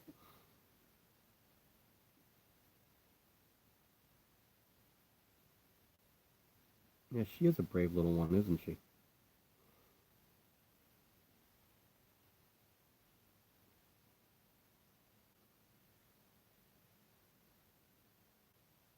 I can imagine entomology. I mean, just watching a couple of videos that I've watched that you guys have done, I mean, you could see the relationship, how much fun that you guys probably have on a daily basis. I don't think that I was ever that good of a dad. I mean, I did stuff with the kids, but I don't know. You know, Everybody's always busy. I have three kids going three different ways. I almost wish sometimes you only had one. Not that I don't want my kids, but how much different it would be with just having that fun relationship with one of your children all the time. I thought for a while my daughter and I would do a lot of things, and then she, grew up a little bit and got interested in boys, and you know how it goes. Okay, so your sea versicolor, they're not hard to keep. That it's a I don't know how to explain it because they were originally an Avicularia family and they were moved from Avicularia to Carabina. And people say they're very, very difficult to keep. It's hit or miss with them, to be honest with you. The first one that I ever got, it was one of the first ones that I got when I really got heavy into this. So 4.5, 5 years ago, I had absolutely no problems with that tarantula at all, none whatsoever. Um, I did the normal stuff that I saw and heard, the ventilation on top and then a couple holes. And I got into the tarantula keepers group, and I asked a couple questions. They're like, "Oh, you probably need a couple more holes down one side and the other, so that you have cross ventilation." It's got to be when you think about cross ventilation, you got to think about the air's coming in either way. Okay, so if you have air movement this way, let's just say we have a fan going this way, air movement's going to go this way, and it's going to go through the enclosure and this way. But you also want it to come up. So, but you also don't want it to just be up here. You want it to be down here a little bit. So right here's your substrate level. You want to put a couple holes down here too. So I call it the chimney effect. So when things come in, the air's coming in this way, it's going to go out this way. So you want that air movement. What happens? People think that they need to be over years and years and years and years. Think that they need to be damp because they live in Brazil or they live in Martinique, and it's damp and it's in the rainforest and they're constantly getting wet, but they're way up there. Okay, they don't live down here where all that humidity collects and moisture. Up here, where they are, there's more airflow because there's nothing restricting it. Right, the higher up, the more airflow. If you ever go on a merry-go-round, right? You're down here, you don't feel some of the wind. You get up here, you feel wind. Why? Because there's nothing restricting it up here. So your airflow is important for them. Um, you do want to spray them every now and then, give them a little water. I never really kept a water dish with mine. I just kind of misted the web, and it would come out and it would drink water. They don't need to drink water every day. So, you don't have to go crazy. I tried to do it once a week. I didn't do it all the time once a week. But then the second one that I got it as a sling, about an inch and or half an inch, 3/4 of an inch. The first molt, it got stuck. Okay, so, did I have enough air? Did it have enough moisture? I don't know. So, it was a 50-50 with me. I had one that turned into be a mature male, went off to breed, and then I had one that didn't make it out of the first molt with me. So, just keep it in an area. So, like here, you can see I have very, very tiny holes up here, and this is one of my Terranichelis. So I have very tiny holes up here, and I have very tiny holes here. I didn't drill holes down the bottom because I didn't know where my substrate level was going to be. I don't keep these damp. They're dry, so I don't need to worry about over ventilation because I'm not having anything in here that's stagnant wet air. But if this was a versicolor, you would probably want this side to have holes like this way, maybe even down to where the substrate level is. And then same thing on the other side. And then a ring of holes around the top. And then something on up here. Now, a lot of times people will do this, on their shelves, so it's kind of frivolous to even bother drilling holes in there. Just drill a couple extra holes on top. So, but if you do that, if you stack, I always tell people, if you stack, then you need to have some holes down a little bit lower, just above the substrate level. They need to be very, very small holes because you don't want whatever you're feeding to fall out or to climb out of there, and you definitely don't want little tiny slings to fall out of there. But you need that extra air ventilation because if you have just holes up here, the air's doing this, okay? And it may not have anywhere to go. But if you put it down here, the air is going to come up and push itself back out. That's what you want. You want this. That's the best way to actually, think about ventilation is coming up to the bottom and going down. A lot of times people will not put holes in them at all and just put holes in the top of the things, especially for small slings, because they want to keep the humidity in for Asian species, or people even do that with African species. I don't know why people dampen down African species. I just fed all these guys today. I sprayed a little bit of water in there. 3 of them came out. and drank some water. One was a Kigoma, so a P. marinus Kigoma. One was a Mikumi, and the other was my Chilobrachys discalus. So, now, yeah, that one came out. Now my one Sienensis did not come out, but it looks like everybody ate. There's only one exposure here. It still has a cricket running around. That's one of the regular P. marinus Lucembar. So yeah, there's not they're not it's not rocket science, but they do you do need to just pay a little bit more attention to them than some other species. I hope that answered your questions, Rachel.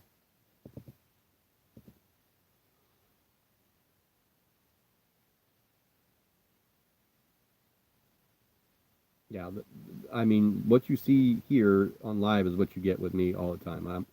I try not to sugarcoat things. I'm not going to here because I'm talking, and when I talk, I don't think sometimes. But um, just as this is generally who I am.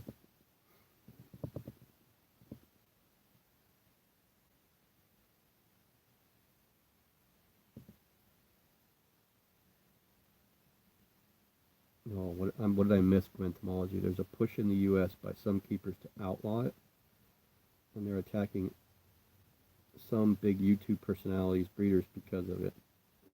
What do we? I'm sorry, I must have missed that.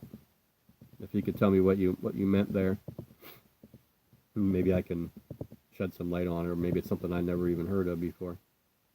I mean, you understand what happens with personalities, big personalities, and big YouTube channels. You must have been talking about when I said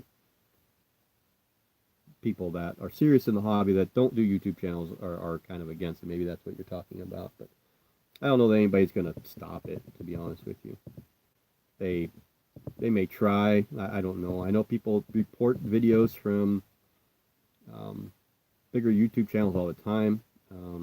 I actually had two videos demonetized, and I had no idea why. I mean, literally, I had no idea why. One was the Brachypelma schroederi spotlight video.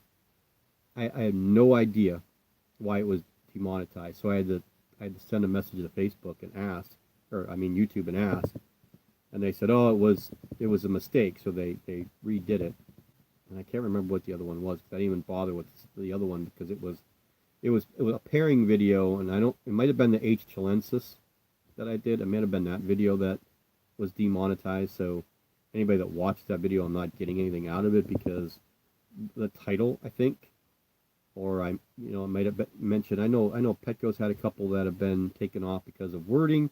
Whenever you say something has to do with sex or sexy or anything like that, it's almost like a red flag. Or people can report videos for any reason. If YouTube feels it's justifiable, then they'll. I've never had a video pulled yet. That's good so far. I haven't had anything pulled, but I know people that have.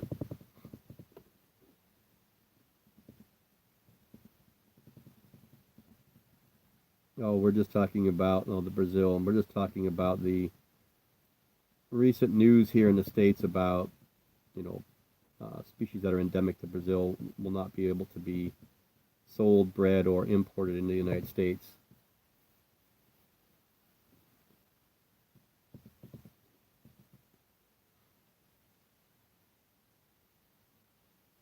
Yeah, Rach, your versicolors are pretty good size. Generally, when people have problems, they're a little bit smaller than the one that you have. So that's a pretty good grown on size. So a lot of those crazy worries you may be past with that one, but again, I'd still be a little bit leery with your or I don't want to say leery, but more cautious with your holes, or more observant of ventilation for that one. I mean, you could even put holes. You don't even have to put them just on the side. You can put them in the back too if you need to. But it's not going to hurt it. I always try to do a viewing area for spiders that were arboreal in like 1 gallon mainstays. The front, I would only have holes on the top, maybe a hole or two on the bottom. Or I'd put more holes on the side and then holes on the back because I'm viewing this way all the time, and it didn't matter. I wanted that viewing area, so I didn't want to cloud it up with holes. But a lot of people will just take the enclosure and just fill it with holes. It's kind of crazy, but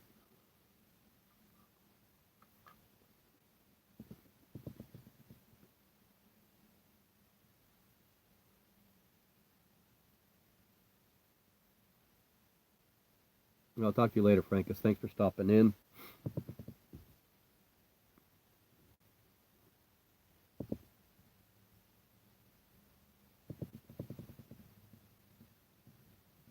I don't know, honestly, Cradle Raptors, if other South American countries will follow. Um, maybe, maybe not. I don't know. It doesn't seem like countries like Paraguay and Uruguay really care.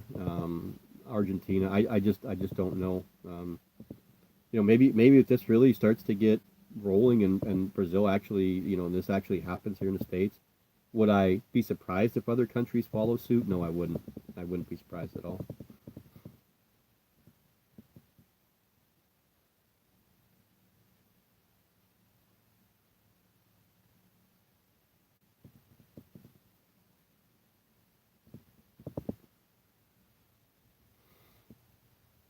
Where am I from? I'm from Pennsylvania in the United States.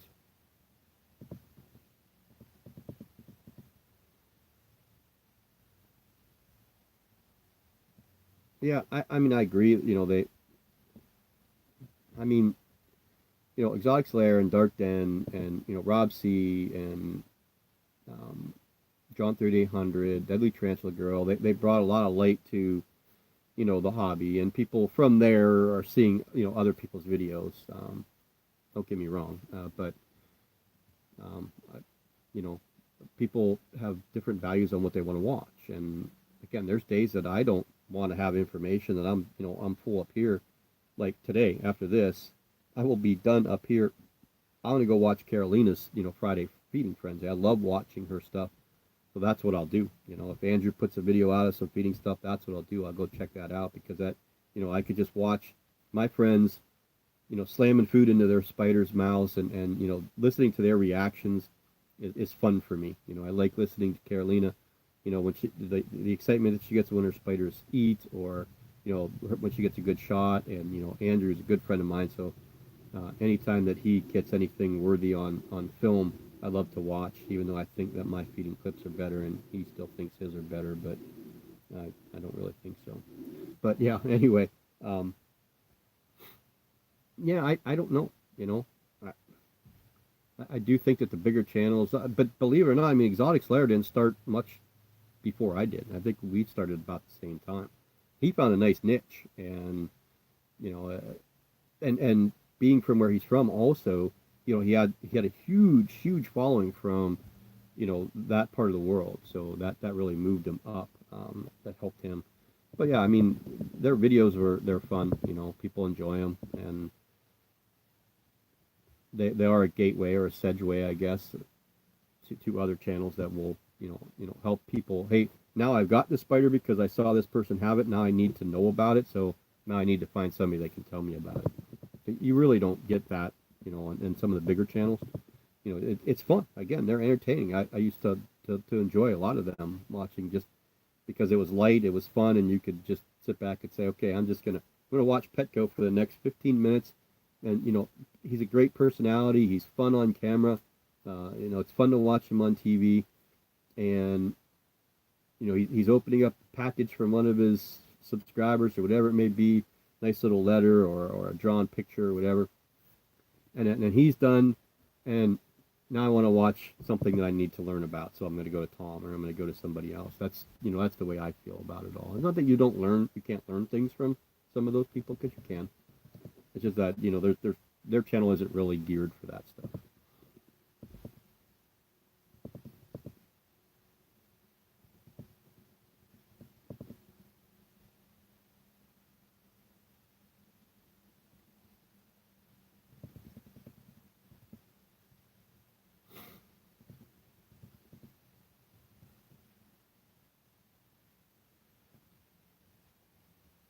I mean, there's no reason that they can't hold them.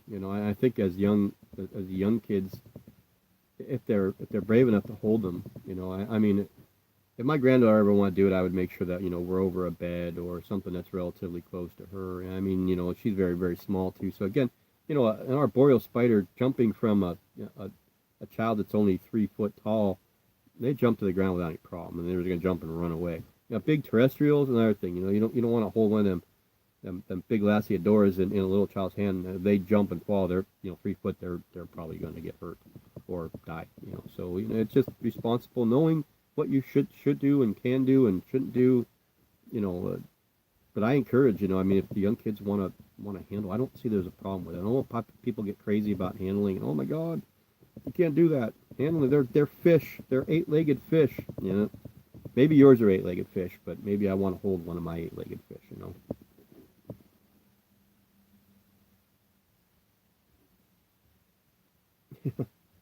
Putting off cleaning pets. That's probably, yeah, that was like 18 minutes ago, so maybe you're back out again. I don't know.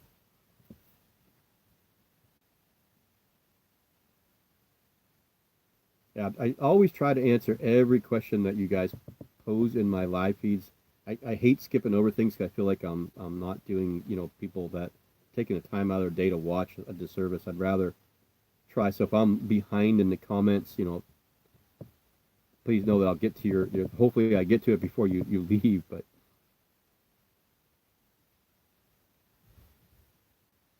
yeah, I didn't really want to go. That's why I put Brazil in there, just Brazil. I figured people would get what I meant by just putting Brazil. I didn't want to talk about because I didn't want it to go crazy, and again, it wasn't. I didn't want it to be strictly about that. I didn't want it to be, completely strictly. Oh well, we're just gonna talk about this because I don't have 100% of the information, and none of us do. So um, that's why you guys gotta give me 1 second. My dog is going crazy, so she needs to go outside. Be right back. Watch whatever's back there.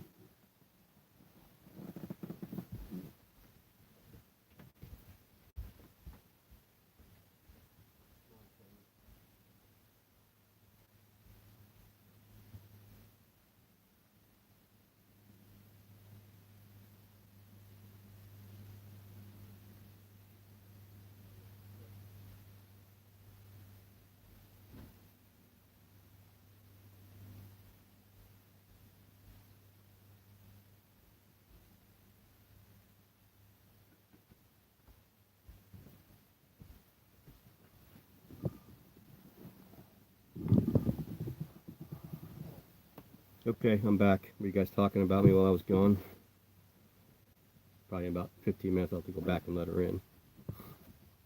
How you doing, Ed?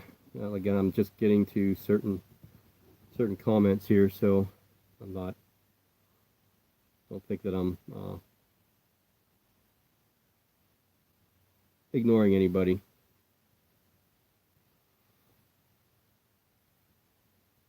Winton, that's it. That's why. Yeah, I guess that's right. Yeah, Winton and his dad. I mean, his dad's on film at all, but yeah, their relationship. You could see that just by the way Winton is too.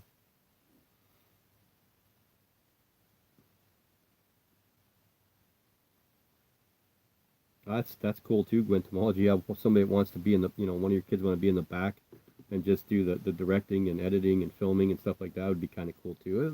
They're still involved, you know what I mean? Where none of my kids want to do. I mean, Haley said that she would film stuff for me if I wanted to, but that would have to be on her time, not my time. You know how that is.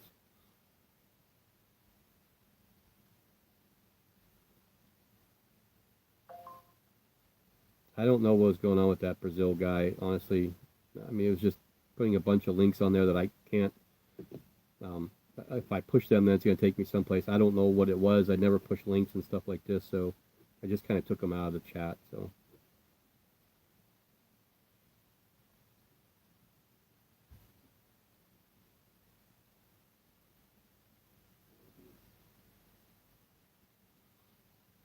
yeah, I heard that about the spider gene that gives them that wobble, but is it all of them? I mean, some of them don't have it, right? Again, I don't know. I only know a little bit that gets discussed off some of my friends that also have them that also have spiders. Oh my God, Vic is here. How are you still awake, Vic?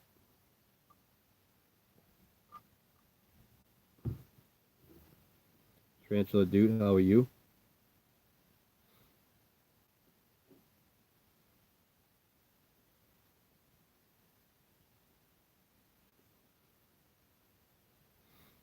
I I wasn't answering again the stuff that he was putting the Brazil guy stuff that he was putting on here was strictly links, and it because you guys couldn't see them the links, only I could see them because I had to approve them or not approve them, and they were just I don't even know what they were for. I mean, what he was saying just didn't make a lot of sense to me, so it was just easier for me to.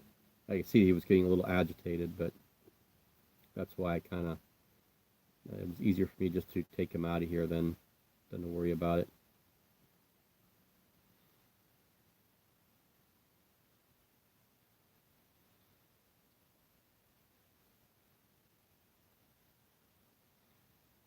Yeah, I think we do need to wait a little bit just to be sure, but I think that this all is going to be.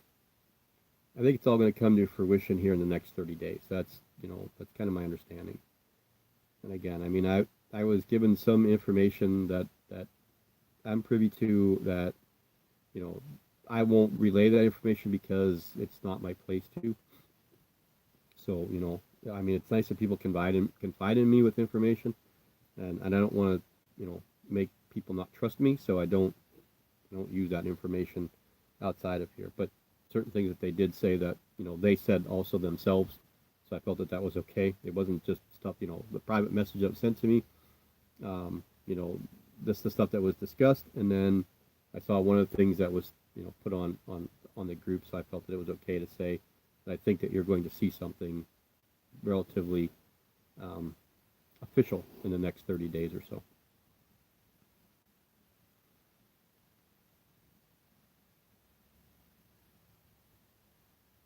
Yeah, I mean, I agree, Gwentomology, that saying that you need to have proof of lineage is what they're saying, because none of us are going to have it, and they know that none of us are going to have it. Um, but as an importer of spiders, if I'm an importer of spiders right now, over the last couple of years, I would say anything that I've imported, I would have documentation and records of every single spider I had. They would all be labeled with some kind of SKU number as they came in, where they came from, who sold them to me, what breeder from over there, any information that I could get from that person. Now, if I'm getting a bunch of half-inch slings, I know that that guy bred them. From where he got them from, he may not know, but at least I have the information to the point of where I bought them from him. I know a lot of vendors do that. They keep their information for that sole purpose. Um, they don't divulge that information unless they need to divulge that information. So if I say, okay, well, Trace, I'm going to use you as an example. Okay, so Tracy's a big importer of spiders, and I buy something from her. Um, at this point in time, with all the stuff that's going on, you almost think that would it be in anybody's best interest for them that sells to say, hey, okay, this is exactly where your spider came from. This was the breeder in Poland or Germany or whatever. This is the born date. This is the date that they hatched these things. This is the date that we imported them. This is the date that it molted, and this is the date that you purchased it and was sent out. And there's all the information you have so that you could put that into your records.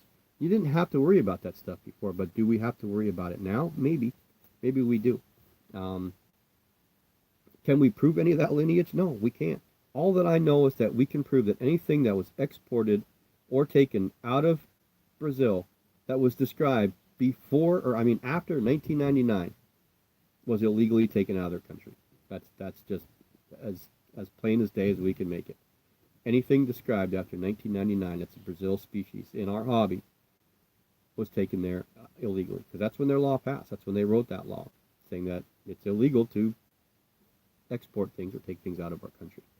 So the first one I went to was Nandru chromatus, because I knew it's only been in the hobby for 10, 12 years, and I knew it was described after this. I didn't know the exact date. I thought I said 2004 before, and it was 2004 that they were described. So knowing that information, again, I don't have an Nandru chromatus right now, but knowing that information, I can't justifiably at all argue with anybody saying that spider came to me legally. Okay, it may have been imported into the United States legally, sold, bought, paid for with legal documentation, legal paperwork, all the fees paid, all the licensing, all the air fees, everything paid, everything's to a T, All the paperwork's good. It comes in USFS, USFWS, signs off on the package, goes to the breeder. The breeder puts it out in their store. I buy it, brings it to me. Okay? Everything was done legally as far as bringing them here, but they weren't legally sent to Europe for them to breed. So anything basically tied to that first set of spiders that came out of there that were bred, and now you have the trickle down effect. Technically, by that law, they're all illegal. Anything after 1999 that was described and brought out of Brazil is illegal. No one's going to convince me otherwise because of the way the Brazil law is written and the way they wrote it. Whether it's right, wrong, or indifferent here, and we use the, the Lacey Act is what is going on, and if people are confusing the Lacey Act with the, ESA, the Endangered Species Act, with the Poecilotheria, they're getting those two confused, and it's crazy because of the stuff. Now, the Poecilotheria thing, the Sri Lankan species, that was talked about 2.5, almost 3 years ago, that they knew that this was going to happen. That's how long it took for it to happen. But there were places that asked for people to go and speak their minds to the USFWS. They gave the exact place to go and write what you want to say about why you don't think that these should be put on the Endangered Species Act here in the United States. And there were less than 100 people that did it. So when it happened, 2.5, 3 years later, it happened to people that just got into the hobby, knew nothing about that before, and are now all of a sudden, oh my God, I want a Poecilotheria vittata, but now I can't get one because I have nobody in my state that breeds them. I have no idea if I'll ever be able to own one. And again, we need to be proactive to try and fight these things somehow, some way. And that's what the coalition is trying to do. Now, I don't know all what they do. I'm not, even though I am friends with pretty much everybody that's on the board and the people that run it. And I am in a group with people that are on the board that run the group that I'm in. I have no affiliation with them. I'm not on the board. I don't talk anything with them about that. I just get the same stuff that you guys get. I may get a few things here or there that are still told to me a little bit before time, but nothing major. So I have no reason to try and dupe anybody in this situation. I don't gain anything from it.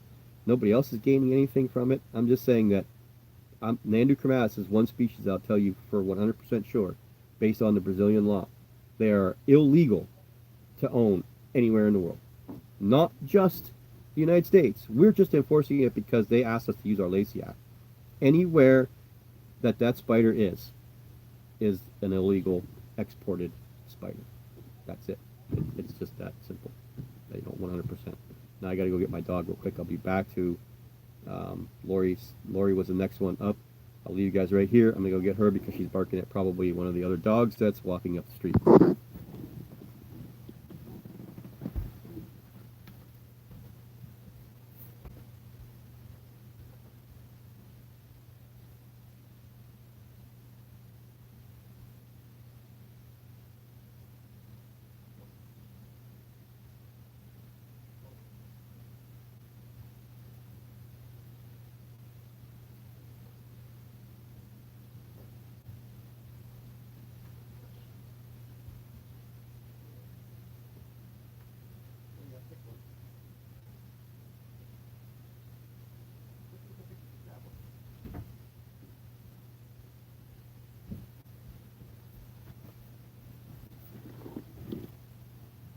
Okay. Hope you guys weren't talking about me again while I was gone. So just a real quick backstory with my dog. She's a German Shepherd Husky mix. We have, underneath our sink, we have a box underneath there with her treats. They're milk bones. We just get her milk bones. They're the large ones for the large dogs. They're different kinds in there. So she goes out. The kids kind of trained her that she's going to get a treat when she comes in because they didn't feel like going out there and grabbing her. They want her to come in. So I say, oh, you want a treat? She'll come in. So she thinks that every time she goes out, she gets a treat. So you open the door and you let her pick one. And the thing is that she bypasses certain ones to get to the ones that she really, really likes. And that's what she was doing. She actually pushes some aside to grab the light colored kind. I don't know what they are. Chicken maybe. I have no idea, but that's my dog. Okay, let's get back to this. Okay, so Lori. Oh, let's see what he's saying. I'm almost afraid to show any No, I wouldn't worry about that. Don't worry about showing pictures. That they're not going to come to your house to take them. Don't worry about that. That is not going to happen. 100%. It's just not going to happen. First of all, they don't have the manpower to do stuff like that, and they said in the statement that the ones that you have, just continue keeping the way you have. No one's going to ask you to turn them in. There's not going to be a place, in Philadelphia or whatever, and say, okay, well, everybody lives in Philadelphia or in Pennsylvania. You have to come and bring your spiders here because what are they going to do with them? As much as we don't like USFWS, I don't think they want to kill things out for no apparent reason. So don't worry about showing pictures. Okay, please don't worry about showing pictures. You'll be fine. No, it doesn't surprise me, Tarantula dude. The Grammostola go, and in this time of year too, it's kind of iffy whether they want to eat. But I mean, my little tiny one went 224 days, 224 days without me seeing her eat anything. She may have consumed a few fruit flies, I don't know, but 224 days from the time that I saw her eat to the next time I saw her eat. That's a long time for a sling that's a big.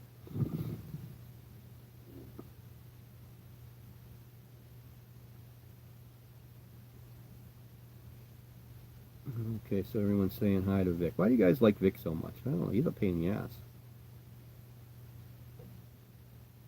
I'm just kidding.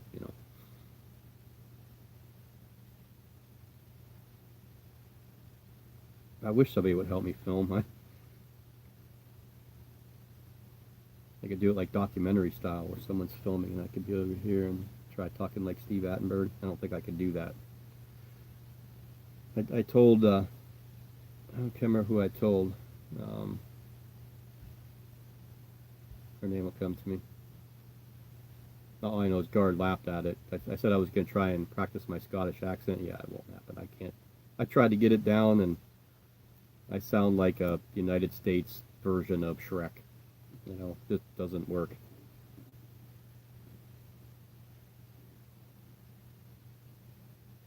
Oh, the worries will kill you. They'll keep you up all night.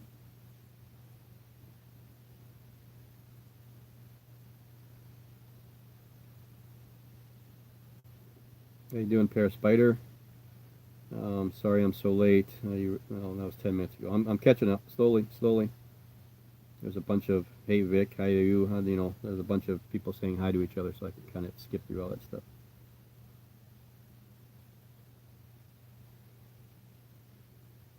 Yeah, birth certificate and valid ID. Yeah.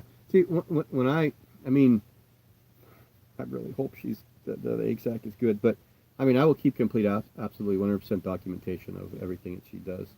The simultaneous pulcher from the time that she was paired, all that information's in to the time that she laid her egg sac, to certain behavior I've seen her do.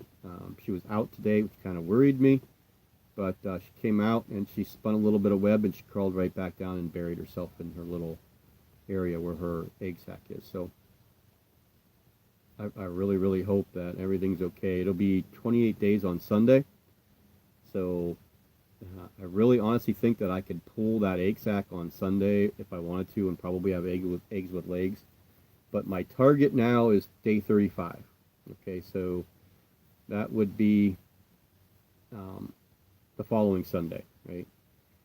So if I can make it 35 days without trying to pull that egg sac out, but I will document absolutely everything. So anybody that owns one of these after they get to the point where they can be sold or sent out, we'll have all the information of everything that transpired with the little buggers, from the time that they were opened, if they were eggs with legs or if they were first instar or whatever, to every time they molt, to feedings before they're sent out. So that way everybody has a comfort zone. But yeah, she kind of worried me this morning when she crawled out of there. But yeah, they'll all, maybe I'll make some birth certificates for them.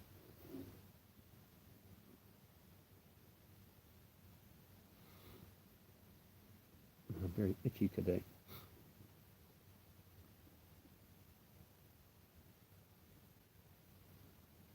Yeah, I mean,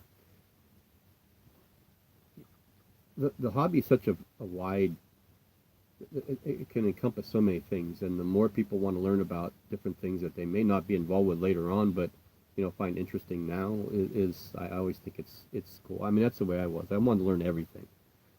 I wanted to learn everything about every tarantula. So I was spending hours and hours and hours on, the spider catalog or world spider catalog on Theraphosidae, their site on YouTube, just looking up things and trying to write things down and spiders that I wanted to get, so I was writing down all kinds of information and I never ended up getting them, or ones that I got as a surprise, that I have to try and figure out how to keep now. A couple of them surprised me. I wasn't really I didn't know they were coming, so that kind of catches you off guard.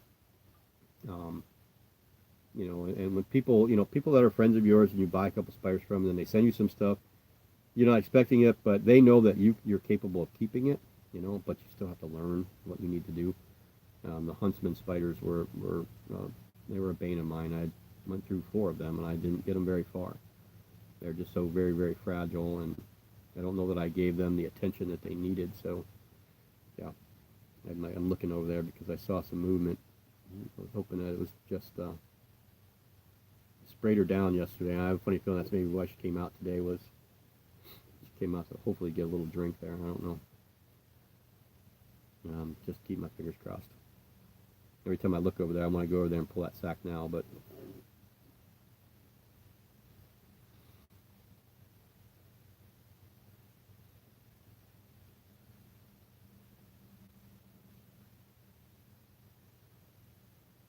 well, A, B, C, D, E, F, G. I don't think that's a complete true statement because anything that was exported prior to that, um, they didn't have a law saying that it was illegal to take things from their country. So you can't say that anything that was exported out of Brazil before 1999 was not done legally because there was no law, so it wasn't illegal. You can't say it was illegal if there was nothing saying that it was illegal. But I don't know how many tarantulas from Brazil were brought out before 1999.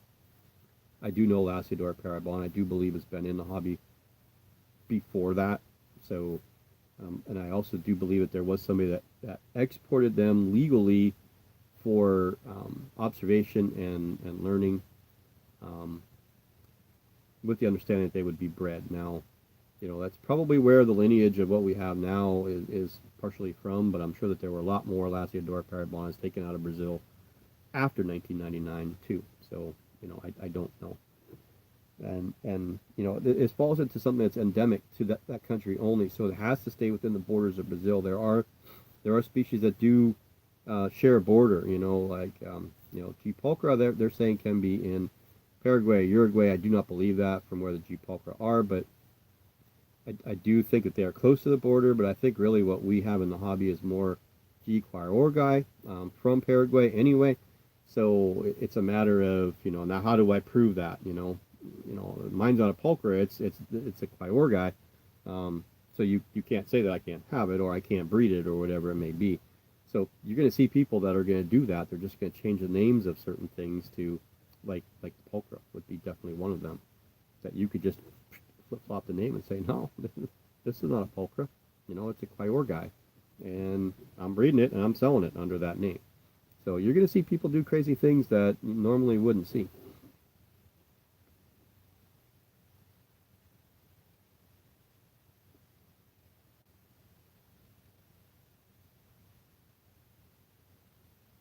The possum thing, and that was a baby possum that spider didn't kill. It just actually found and picked up, scavenged it. Would have been interesting to see that struggle. I don't think that. I don't know. That would be something to see. I don't know that a tarantula could really. I think that possum probably would have got away a little bit easier than. And that was a Pamphobedia species, if I remember right.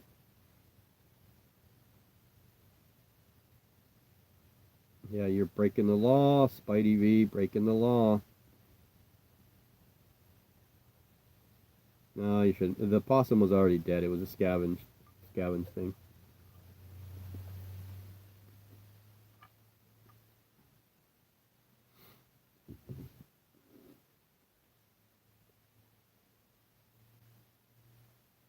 Yeah, it's definitely Vic.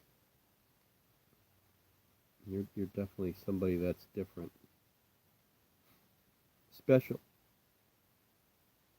special.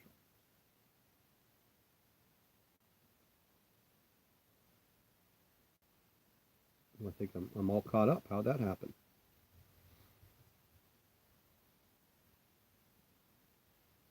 Yeah, I did. I did. Like I said, it'll be 28 days on Sunday, and I was gone. We were in Bradford. Um, we went and visited my oldest. Well, when I say my oldest, I mean my oldest with Linda, my wife now. Alex. I just say Alex. We were in Bradford visiting Alex, and she was acting a little different than the handful of days before, but I didn't think she was massive. I didn't think that she was really, really big. Um, that she looked grab it. I was worried that she wasn't because my other one didn't. That pairing didn't take. But when I came home that day, she was up and out. She was webbing like crazy. I looked at her, and she was really, really thin. And I was like, and then I looked down and I saw the egg sac at the bottom of the enclosure. I was like, oh man, I was so happy. But she wasn't clutching, But so I was worried that it wasn't good. But by the end of the day, all she was doing was sealing herself up. She was, webbing up so that she, serious copious amounts of webbing all the way up her funnel tube there or back of her cork bark, so that she has, feeling anywhere. There's nothing that can get in there right now that she's gonna not know. But when she was out this morning, okay, I've seen her 2 or 3 times come out for drinks, and she was thin, not big.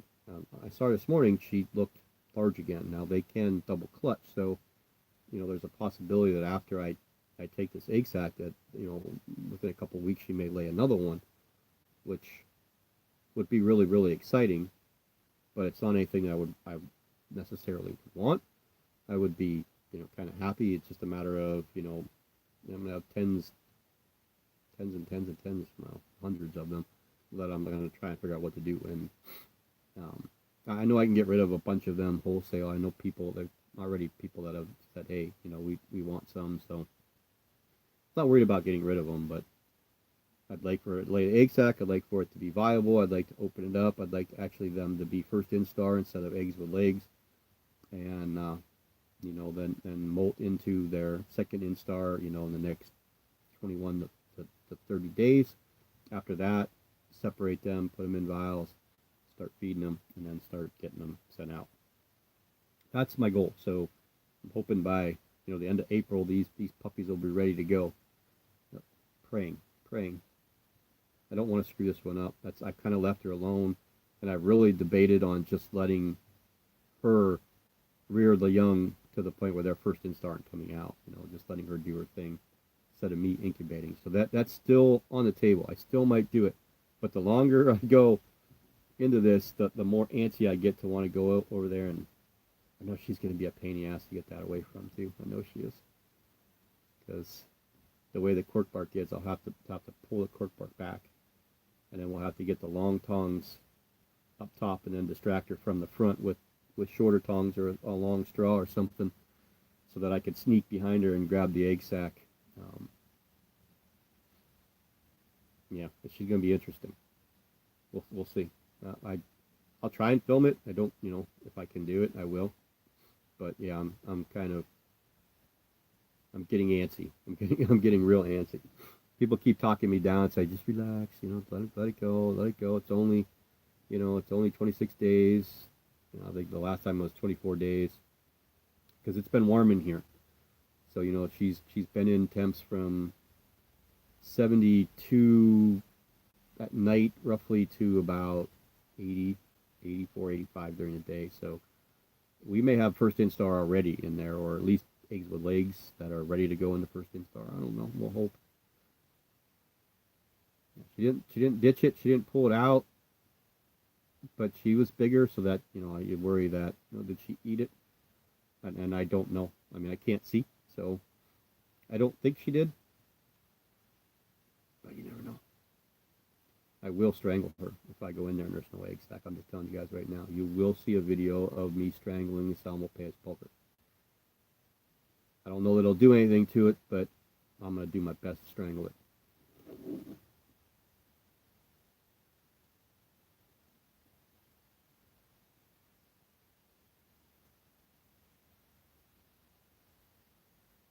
if you need some paranormal, just let me know. I mean, if everything goes right, if you want some, just just we'll work something out.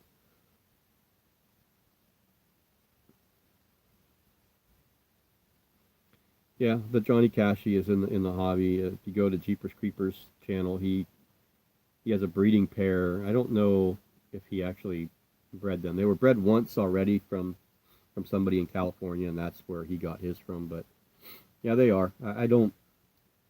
The name is the only draw for them, to be honest with you. I don't really see anything spectacular about them. They're black for a little while, and then they turn to a brown tarantula. But it's where they were from.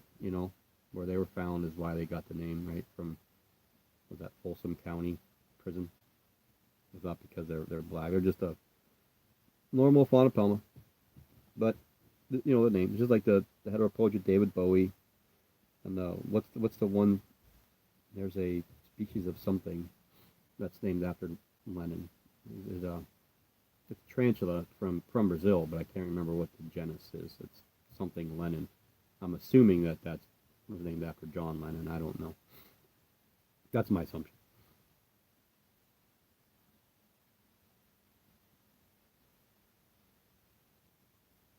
From a pulker, um, I mean, I'm looking.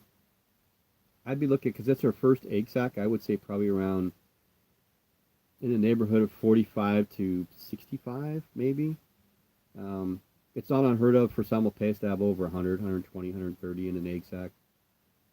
Her egg sac didn't look huge, but it looked big enough. So I mean, I'm guessing around 65 would be what I'm thinking, but I don't know. We'll find out. I mean, I would be happy if there were only 10 in there and they all lived. I don't want to see any bad eggs, and I don't want to see any molded up ones or anything like that. That's kind of why I'm leery about yanking them and doing this myself. Putting them on over in a Tupperware with either screening or a pantyhose or a coffee filter or whatever with water underneath them. That failed me the last time because I put them too close to heat. So I am a bit worried if I got to do it myself, but I think 35 days is definitely be. If I make it 35 days, well, I'll be surprised before I pull that thing. I really will.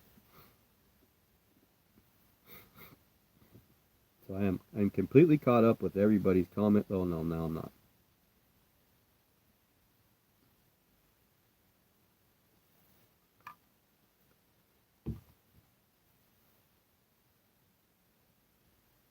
Oh, no problem. Thanks for joining in, Gwentomology. Yeah, I didn't really see any for sale. I was never interested in paranormal. I did, again, to me, it was just an overpriced, another big name spider that, um, yeah, I mean, the allure was there because they were rare, so a lot of people really wanted them, and I know that's why Ray got them because he wanted something different than all the people had, and he went out and spent some decent money for that breeding pair. I don't know. I think he tried breeding them; it didn't work. So I don't know. Maybe they're not mature yet. The male, I believe, would have to be right, but maybe the female's not completely mature, and that I think it happens a lot in breeding, where like this lady here, this pulker, she's as big, if not bigger, than Salem, and I thought for sure that she would be okay to breed. She's probably a year younger, maybe a year and a half younger than she is. Um, but her length is long. She's longer. I thought, based on her molt, that she was sclerotized enough to breed, but I'm thinking now that she just wasn't mature enough. That's why it didn't take. Because he paired with her, Salem, twice, and paired with her twice. Um, it was very easy both times. Well, the first time breeding with Salem was a pain in the ass because he wouldn't turn the right way. I had to pull him out. So the second time, I put him back in there the next day, and he did what he needed to do that time. I gave him, I think it was about 6 days, 7 days, and then I put him in with this female here, and they bred right away. I mean, there was no hesitation. They went right to each other, and she was receptive. He was receptive. he did his thing. I pulled him out and I put him right back in with Salem that same day. And he went right to her, and she was receptive. He inserted with her again, um, and then we put him back in with her one more time, and they paired one other time. It was a quick insertion, so it wasn't anything, you know, very long, but she didn't take, at all. I mean, she's thin, so I know she didn't take, but they were paired at the same time, you know, within days of each other. So, you know, if she dropped and she didn't, which she's not going to. Like I said, there's no ifs, ands, or buts about it. She's not grabbing. So yeah, I'm gonna try. I'm gonna try, Trace. I'm gonna try. 35 days. I'm gonna try. Oh yeah, Nandus can have a lot. The male that I sent out to breed with the female, um, he was guessing somewhere in the neighborhood of 900 to 1200 babies. They were first instar, and then something happened. The whole entire clutch molded over. Um, so yeah, I mean, I was looking at. He didn't even want half of them. He only wanted like 25% of them. So he was going to send me all these ones, and then of course they molded over, and they all died because of that. But yeah, they could have a lot. Acanthoscuria can have a lot. Camphobeteus can have a lot of babies. Lasiodora. I don't know about Theraphosa. I don't know how many spiderlings they average in a sac. I mean, their egg sacs are huge, but I don't think that they're crazy astronomical numbers like some of these other ones, because their first instar babies are much bigger than what a first instar Lasiodora paribana is. You know, they're still tiny. First instar Lasiodora, or even second instar, you know, parabonas are small. Where, you know, the Theraphosa first instar may, or second instar maybe an inch. You know, same thing with certain pokies. You know, that they're, some of them are smaller. Again, some of them need to be stayed with you or with mom, or not sold because they have an extra. What in European, you guys would understand a larvae stage. Right here, we would say it's an extra instar. I do believe. I think I talked about this before. I think Tigrin and Wasseli is one of them.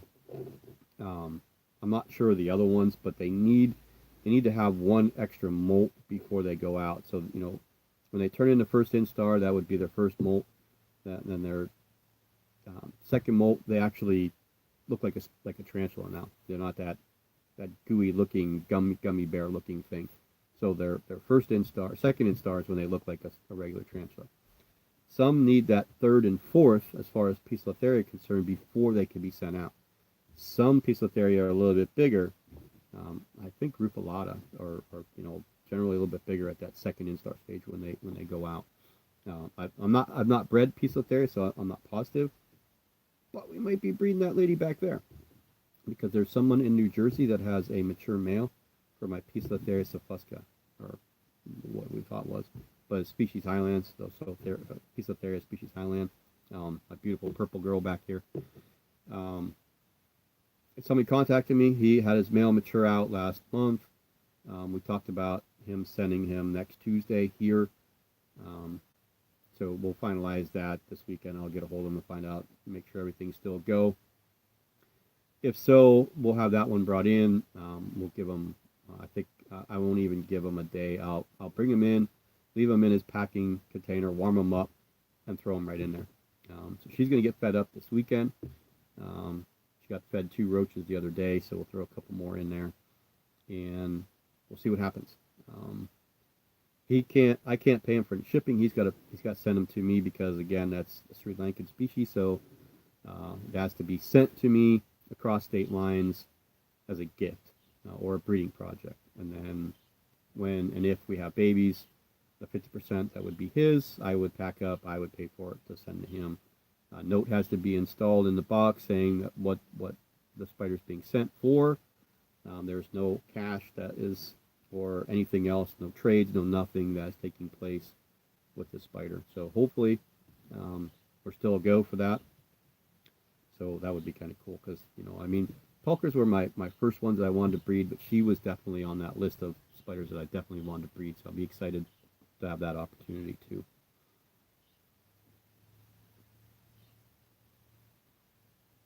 Um, well, you're not gonna be able to see the gravid female because she is down underneath in her little area where she's, I call it the nursery, but I will try to get some film on her. She needs to be fed, so I'll do a quick short video on her, uh, or I can send you some pictures if you want. I can. Well, I mean, I sent you the one picture that you asked about before. What was my favorite spider? But if you want me to try and film this one here, I will.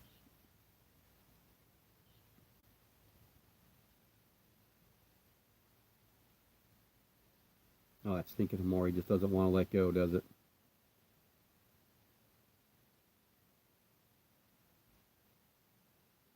Yeah. The only problem with the piece of theory though is I'll have to keep the ones that I don't give to him, or I can only send them out to people here in Pennsylvania. That I can sell them in Pennsylvania, but I can't sell them outside of Pennsylvania. I can gift them to people outside of Pennsylvania if I wanted to, so but I can't sell them outside of Pennsylvania.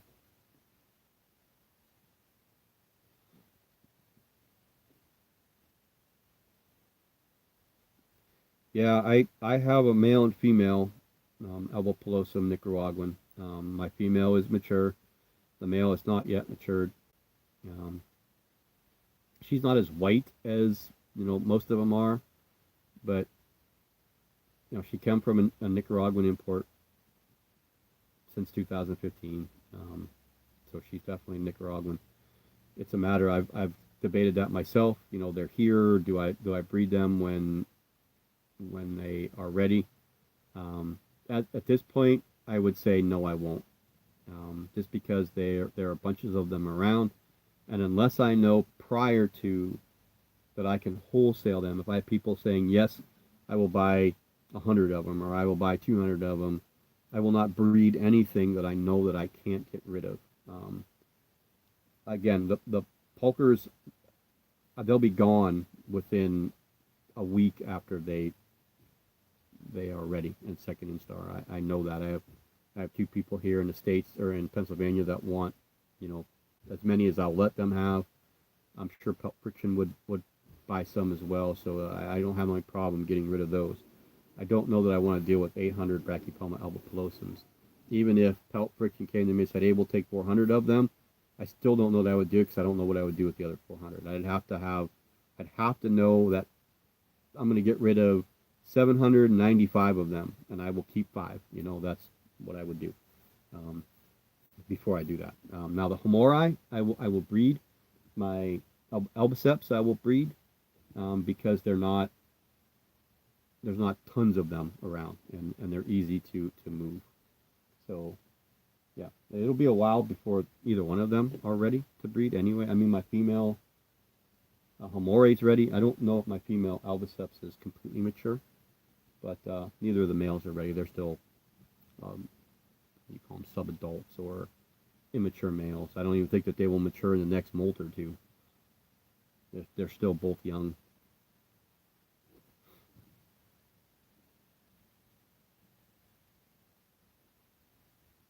Short Dairy's doing well. Browning out right now, so I would imagine that molt's kind of imminent, but that one takes a long time from when it starts to brown out before it molts.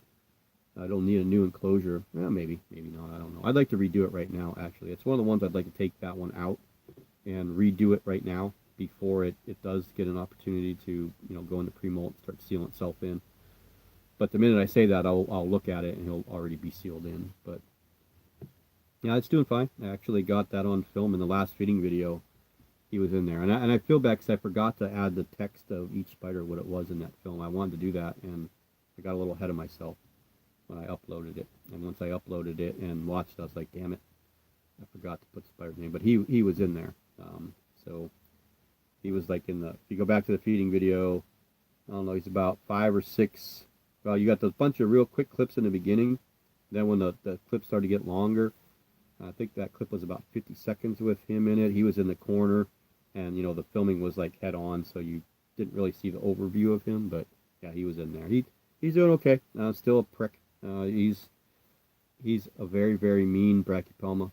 And Trodary is supposed to be very passive. This one's not. He there's no way that I would put my hand in there to try and handle him. If he climbed out on his own, I would put my hand there and I would be okay. But he is very, very defensive. He's even defensive when I feed him to put something in his den. If he's in his burrow and I try to feed him something in there, he goes right into a threat posture every single time. There's no ifs, ands, or buts about it. And then when he realizes it's not somebody trying to go down there and get him, then he'll eventually eat it. It's just a matter of when I put stuff down, it's usually a worm, and we don't want them burying themselves. So he's have to unbury a few on his own. He's done that already. But yeah, he's a jerk, but he's doing okay.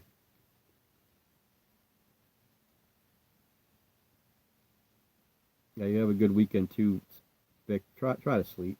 Try to relax and know that there's greener grass and better times coming soon.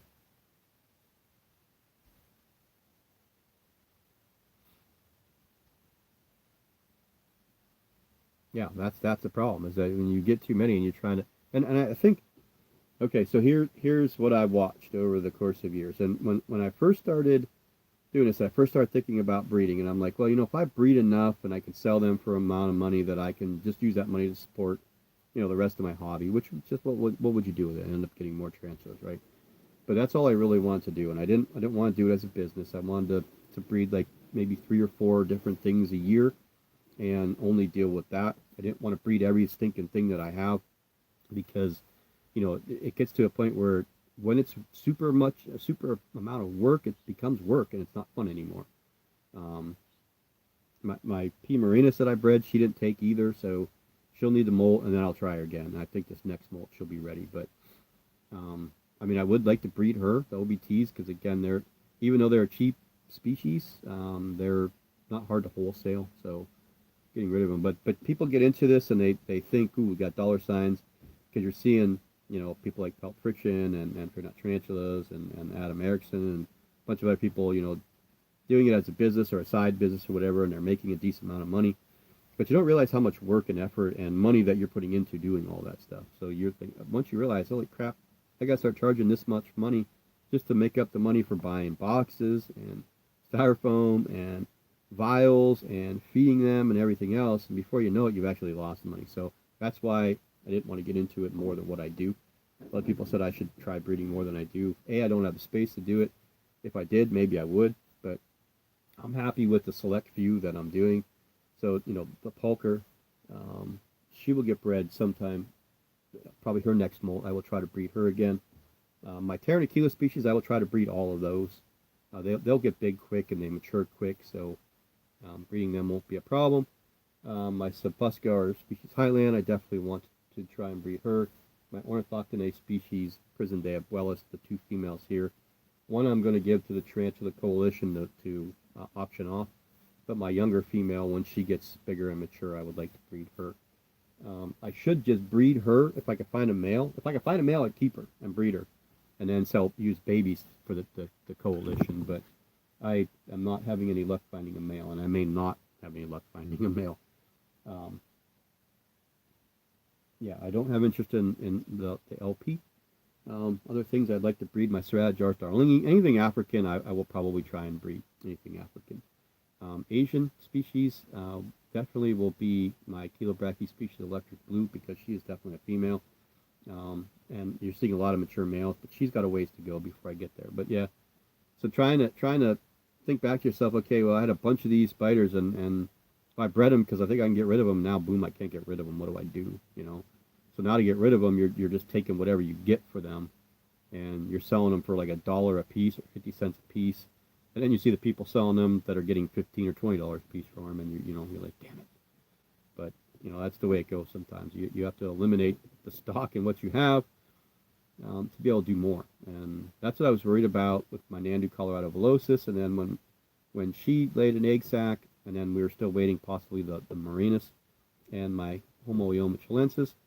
All of these are like possibly grab at the same time. And I was like, what's going to happen for me was that they'll all lay at the same time, and then I'll have tons of babies that I need to figure out what to do with. But she's not going to the Colorado Velocis up there somewhere. She's definitely not grabbing. She looks ready to molt. She's definitely not the Poker, and Marinus isn't. We're still up in the air about the Homoioma chilensis. So she's put on some size without eating a lot. So I'm hoping.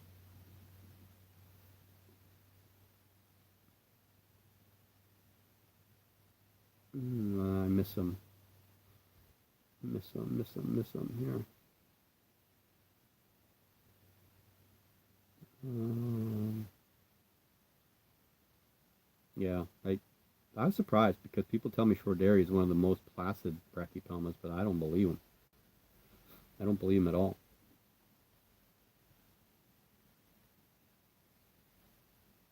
Oh, you'll be fine, Rach.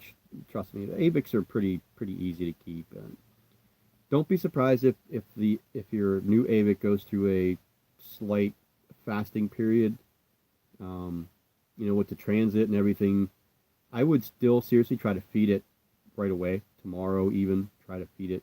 Try to tongue feed it, maybe a cricket or a roach or whatever. I don't know what you guys are feeding over there, or about your hoppers or your locusts, whatever. Try feeding it that way. Um, if it doesn't take it right away off the tongs, don't force it.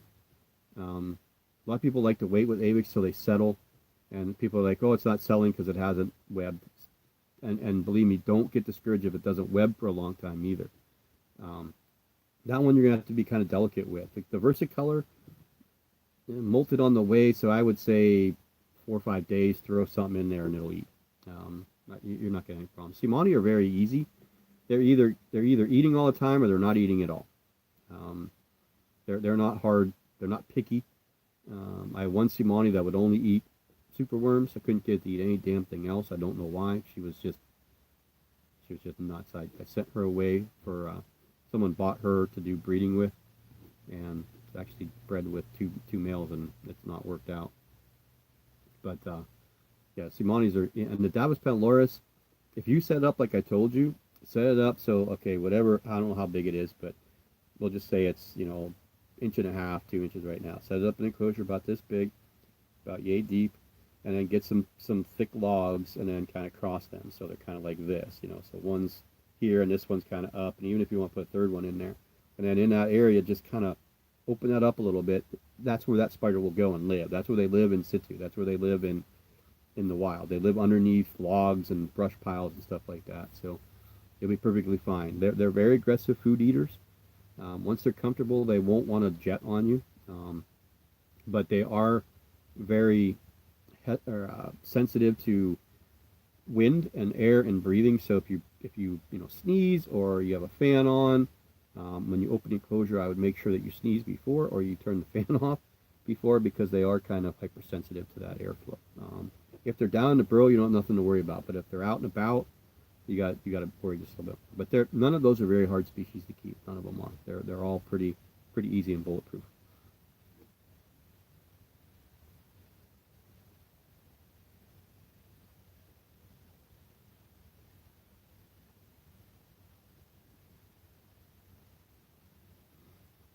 We're out in Cali, Lori. I may be able to help you out on middle part of Cali.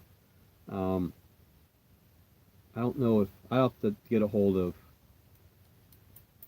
I have a friend that lives out in California that used to do a lot of breeding. I don't know if he's doing it anymore. He might even be out of the hobby by now. I haven't seen his name in a long time.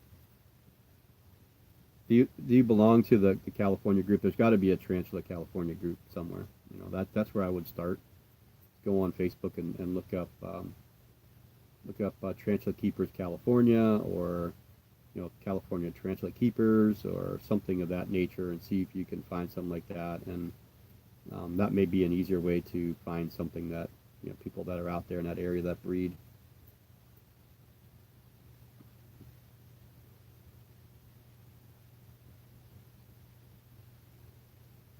Some I do, Rach. Some I'll just throw in there and let it be. Some I just tongue feed. My little ones today, I just put the cricket in there and close the enclosure back up. But a lot of times I will, little Avix, I will try to just tongue feed with the small tongs, and then a small cricket or a roach or a worm, whatever. Um, but my two urinensis, they're very, very. One I can do it with, the other one I can't. I just got to put it in there and let them do its thing. So yeah, and the problem that you'll have, and you throw a cricket in there, and it doesn't eat it for a couple days. You got to get it out of there. You know, some people get kind of reluctant because now you got to go in there and try to get that out. Don't be worried with the Avix. You're going to be perfectly fine. Your Carabiner will probably be a very good eater anyway.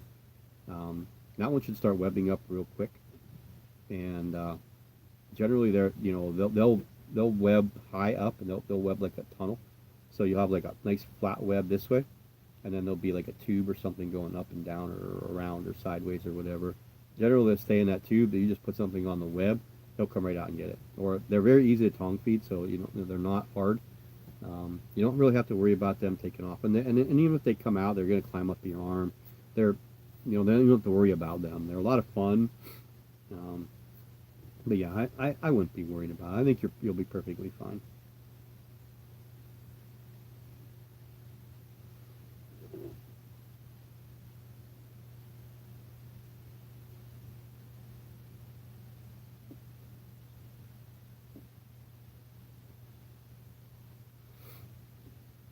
Fresno. Well, look, like I said, look for what I said about the California group, and then I'll put my feeler out for my friend and figure out if he's still doing it, or I haven't heard from him in a long time, over a year, so he might not be in it anymore. But there's a couple other people I know from California that might know, um, where to steer you.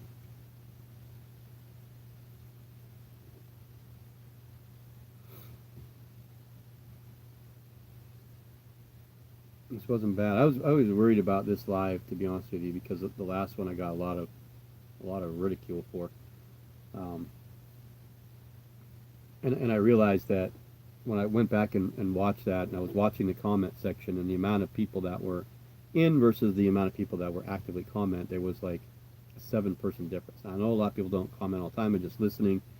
They're doing something different, but I just worry about people just coming in and lurking and seeing if Dave says anything bad, because that's what I got last time.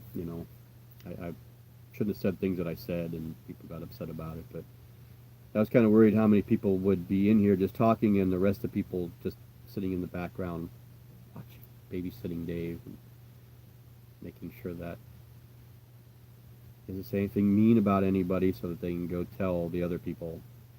Like, I was kind of upset, really, that out of the 19 people that were in my chat at the time that I talked about things that I was talking about that would be related to the things that were brought back to me, there was 9 people in the chat at that time, and I can account for 7 of those people that I know for sure don't even talk to the person that came to me. So I know it was one of the 2, and it's kind of disheartening that one of the 2, I trusted both of them. But yeah, I don't know. It is what it is. But we're dying here. We're down to 7 people.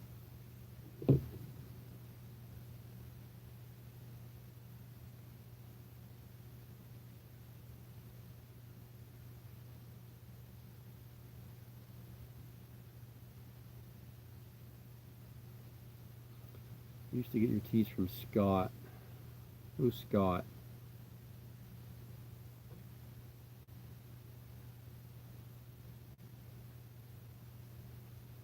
I'm not putting that name together. Bemis.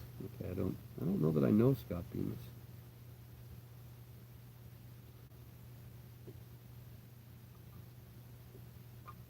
Name never, not ringing a bell to me. I don't know who's out there other than Jamie from Jamie's Tarantulas, and if you're in the area that she's at, you can go pick it up. That's fine, or you make sure that you select the FedEx option so it's shipped to you overnight. I mean, she's a good person. She has good animals. A little pricey, but I don't generally recommend her because she ships the vast majority of her stuff from the United States Postal Service. So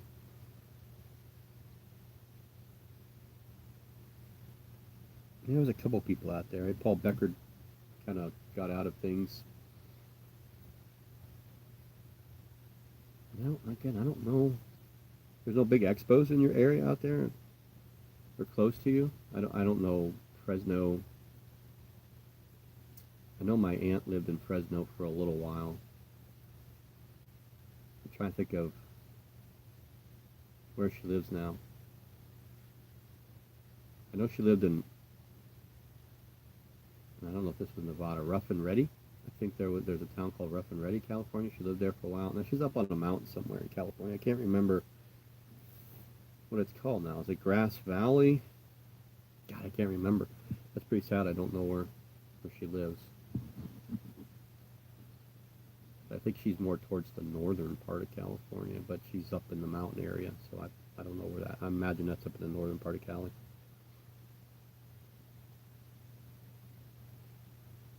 June, yeah. We have one coming up in Buffalo in May, I believe it is. Our Erie ones kind of died. I don't know what happened. And I'm not sure that I'm going to go to Buffalo. I don't really know that I need anything else unless there's something specific that I need from Arachnoid, and he's going to be there.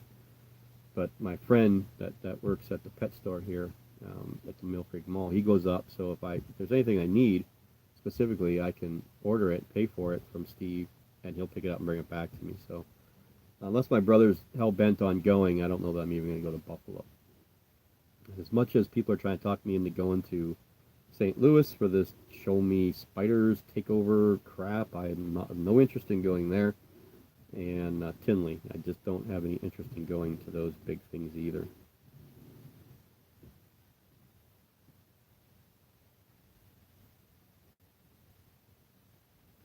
Yeah, that's our problem over here, Rach, is our expos are all over the place.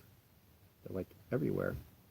So, and our country's so big that you can't get a chance to meet people like you would want to. Who's home? I don't know who's home. Oh, Eric.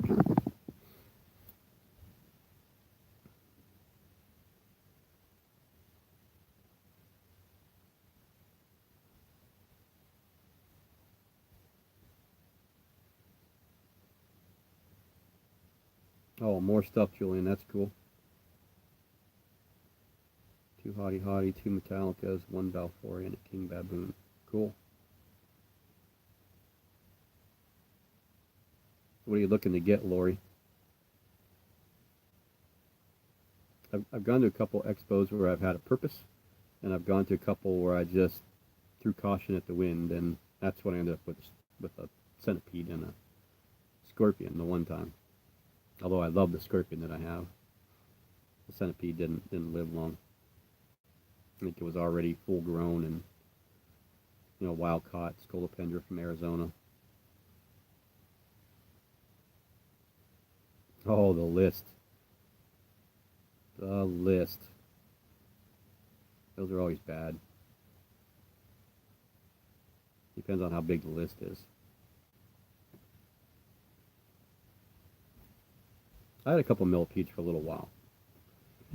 They have some special care, so you got to kind of be up on those. But I think their care is probably not much more than what your snails are, so you'll probably be good with that. I'm pretty sure that the millipedes are pretty similar to the care that the snails are as far as substrate and the calcium. I think they also need that cuttlefish bone or whatever, and the veggies and stuff that they eat. So I think you'd be fine. Millipedes are pretty cool. I like the bumblebee ones just because they're yellow and black. I just kind of like the coloration of those ones. That's not a bad list, 5 to 10. I guess when you get to that, specific, this is what I'm looking for. Problem is when you get there and not one of the 5 or 10 on your list are there, and you end up with 5 or 10 other ones that you didn't want or didn't expect, or because you have that. Going to an expo, I can't go home empty-handed. That's what happened at the one Buffalo show. I mean, I was going up there for a purpose to meet Ruth from Mostly Reptiles, to give her some things and then get some things from her. But I didn't intend on buying anything else. That was it. But then I was like, oh, I'm here now. I need to buy stuff, and I did. But the one show here in Erie that I went to, the last one, I only went specifically for isopods, which they didn't have, and then springtails, which I did get. But they had the Thai tiger, the Cereopagatus Von Worthy. most likely a female, and I couldn't resist. I shouldn't have got her, but I couldn't resist.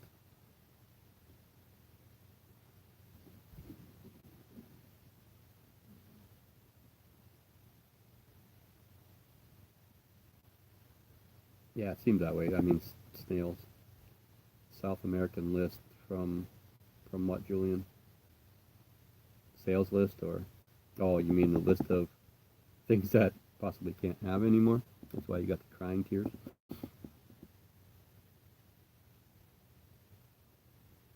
Every year when it warms up, I'll go out and I get millipedes and I get um, isopods, or we call them roly-polies or whatever you want to call them, but the isopods.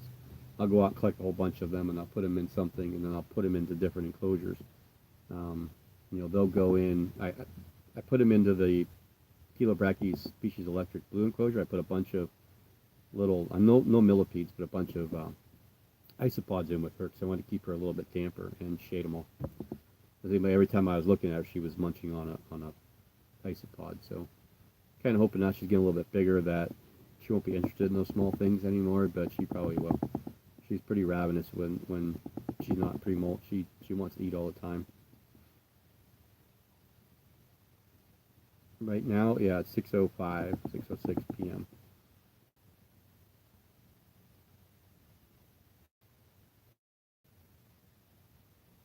Are they scorpions?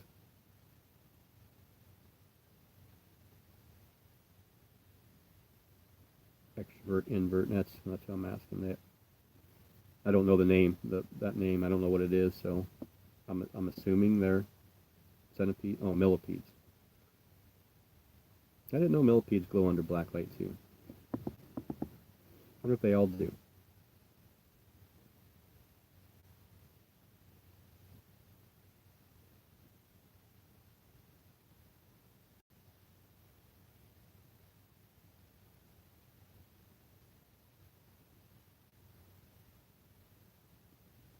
Oh, you're pulchra.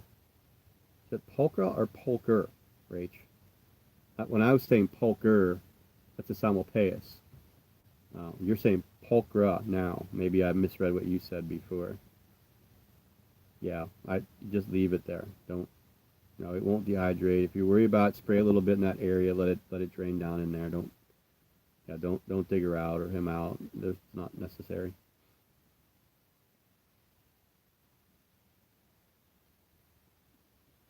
I one that's my littler one that's been sitting in the same place for probably every time I look at it for the last month. I put water in. I don't know that it goes to drink it. I tried feeding it the other day. Didn't have any interest in it. I thought it was going to molt a long time ago, and it hasn't. But you just keep doing what you do. Put water in the dish. Um, if they generally a terrestrial species, if they get to the point where they need water and they sense that there's water around, they'll come out and get it. But if you worry a little bit, take an eyedropper or a syringe or something and just kind of on the side of where the spider is right now, just dabble water down in there and let it just soak down into the burrow area. And you'll probably see the spider move because it'll probably get startled, but it may drink it. It may just move to someplace different in the burrow. So yeah, I wouldn't really worry about it.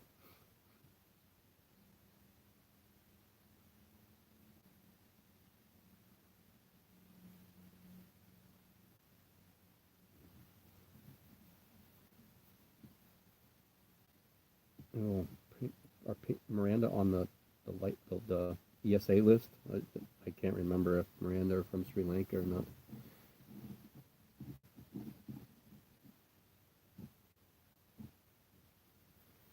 Yeah, some of them are. Pulchras are can be super slow. Norman, he kind of grew kind of quick, not super quick, but I got him inch and a half, and I don't know, he's probably right around 4 inches right now, maybe a tad less. It's hard to tell sometimes. I think he's probably right around 4 inches. I think he's molted 4 or 5 times with me, and I've had him for 3 years. So we'll say he's 4 inches, so he gained 2.5 inches over the course of the last 3 or 4 years. Yeah, I mean they're not super quick growers, but you'll start seeing size once they get 2 inch. They'll get bigger quicker. Yeah, it can. It can, Rach. It'll you'll see. I mean, I have film of some of my tarantulas. I think I still have the film where I've sprayed water on the, in their water dish or on their web or whatever, and a substrate, and they'll go right over the substrate and they'll crouch down. And you'll see them, drinking. So yeah, they can.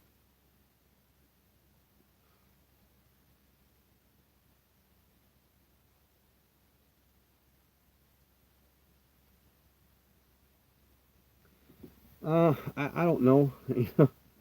I mean, there's so many things that people say, Rach.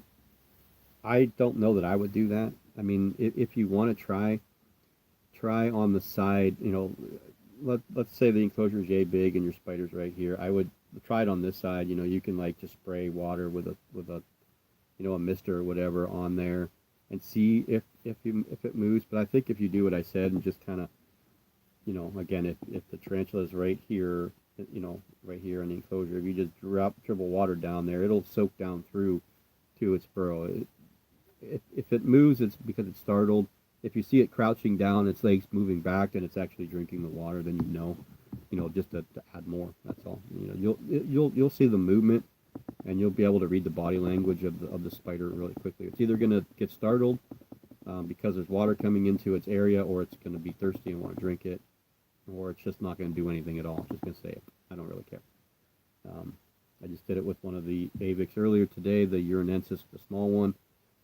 I misted, and it was up top, and it went down the bottom, but the substrate wasn't absorbing the water quick enough, so there was, a little bit, this much water on top, and it went right down to the water and started drinking. So, and then you could just see the water starting to seep down into the thing, but then once the water was gone, it climbed back up and it started drinking water off the webbing. So, yeah, I wouldn't worry. I don't think you need anything to worry about, but for your peace of mind, that's what I would do, is just dribble water in the area where the spider is instead of creating a rainfall. I don't, again, you may disrupt something you don't want to, but it's in there for a reason. Um, whatever that reason may be, we don't understand it a lot, and we don't know why, but they're in there for a reason, so I wouldn't go crazy about trying to make a move. I know it's frustrating because, it's hard to be patient with spiders because you want to see them move and you get worried when they're not. We all went through it in the beginning of our keeping days, but I wouldn't really worry. I mean, I have spiders that I wonder sometimes if they're even still alive because they haven't moved. Let me see. My albiceps will go through both her and my Brachypelma humori female. They're over there, and right now the albiceps is up on the side of the enclosure, up towards the lid, and the humori is up on top. Now, an hour from now, they'll be down on the substrate, and then tomorrow they'll be someplace different. Those two move around a lot, but my E. campostratus back here, I don't know if that spider ever moves at all, period. Um, it won't come out for food. I have to throw food inside the burrow for it. It's lazy. So I don't know. I mean, I wouldn't really be overly concerned. I mean, I'm babbling here, but I wouldn't be overly concerned about it.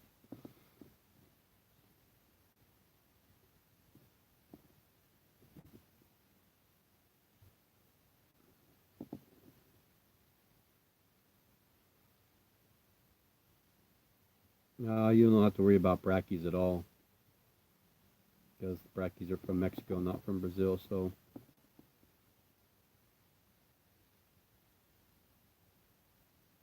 I don't think you'll see many brachy species be hard to get. They won't be involved in that issue at all.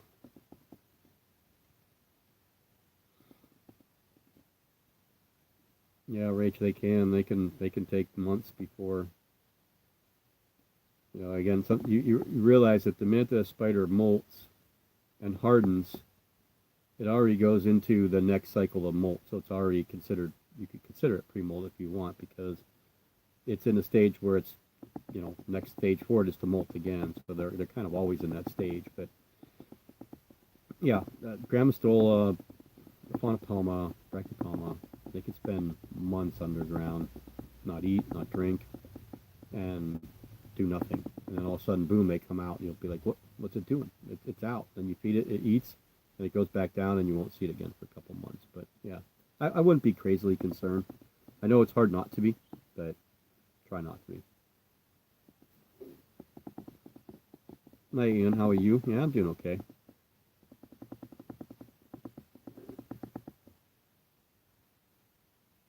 Do they allow filming at pet expos? Most of them do, yeah. What I would do, I was going to do some filming at the last Buffalo one, and I sent a message to the guy that runs it, and he said he had absolutely no problem with it. All he asked was that if I was to film any vendors that I asked him prior to filming their stuff, not just assume that I can do it. So yeah, I mean just that common courtesy, you know. Some people just film, you know, and they don't care, and most people probably won't care. Vendors probably won't care because they get free advertising on your channel or whatever it may be. But yeah, I would err on the side of caution and just ask for permission prior to. I mean, if you walk in and there's no filming thing, then of course you know. But if there's not, I don't think there would be a problem. But again, I would ask the vendors before. You know, say, hey, I'm just going to do some video for a YouTube video, whatever. Do you mind if I video your stock or whatever? And they're either going to say yes or no, right? But I think I would go that route.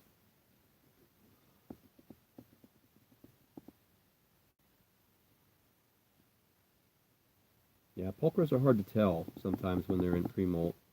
If they haven't kicked their hair off.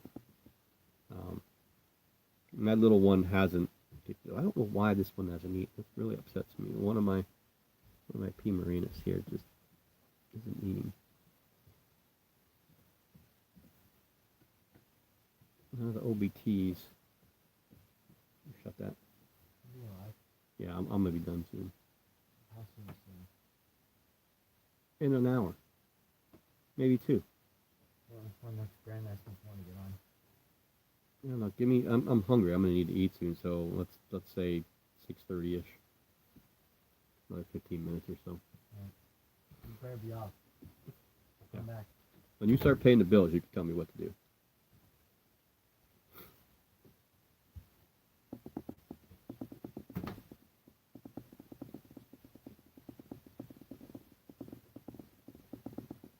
Yeah, album steps are pretty cool. They're a little timid and shy, and I mean my female's pretty good. My male's a little bit more flighty. I don't like where she's at. I just gotta shine a light over there, just because she's kind of worried me a lot. Oh, that's not even her. She's down there on the ground. There's a shadow. She was up top on the screening the other day, and I'm not a fan of screening, but I haven't had an opportunity to go get Paraplex glass or whatever to punch holes in it and replace it with. When you got a big terrestrial that gets up there and starts climbing along the screening, you kind of get worried that their tarsal claws will get caught. So yeah, so I kind of worry with her, both of them actually. The Hamori doesn't climb up on the screening; she just kind of climbs around the sides. But my GBB female and Elbiceps have been up on the screening before.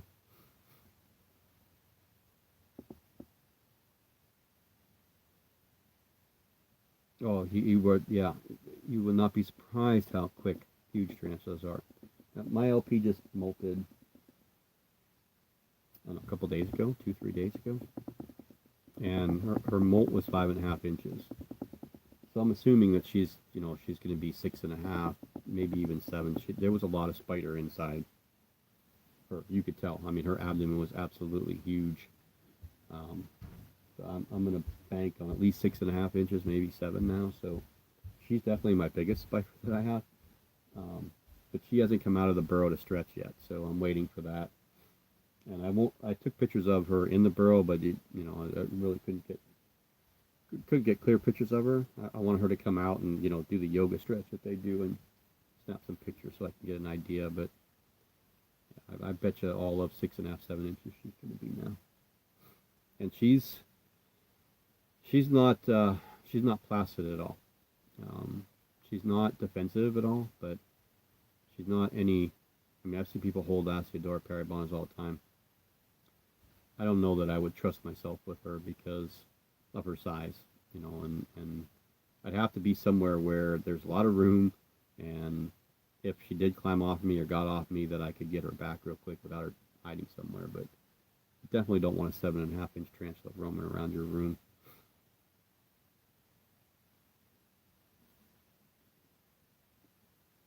Eh, they can be. Neither one of my albiceps dig. The male will go down in a burrow, under a cork bark if I disrupt them, but um, she hasn't done any of that. Again, I'll be doing a brachypelma video here real soon, so you'll be able to see all this stuff, and I'll talk about each one a little bit, extensively. I did one before, but people have been asking me to do another one, so I'm gonna do the transitor. Again, we're gonna start that alphabetically, but I might start with the brachypelmas first, and then go back to Canthoscuria, and then run down the alphabet that way. But I may do that, but a lot of people have been asking me about a brachypelma video, so I probably should just do it. It's, again, getting the time and getting everything situated. We got the female albiplosum up there, the male over here, we got the Bamey up there, albiceps and the Homori over there, we have the Homori back here, we have the Baumgarteni and these, where are they? All these containers here. The Baumgarteni and the other Homori in there. We have the Shorderi, the Kallenbergi, the Classy. I think that's it. I'm sure I forgot somebody. I always forget one or two. So yeah, we'll probably do a brachypelma video pretty soon. And we'll just go. I'll just try and film each one of them. We'll try and feed each one of them. I don't know how many of them we'll eat, but the Smithy, that little tiny Smithy up there too.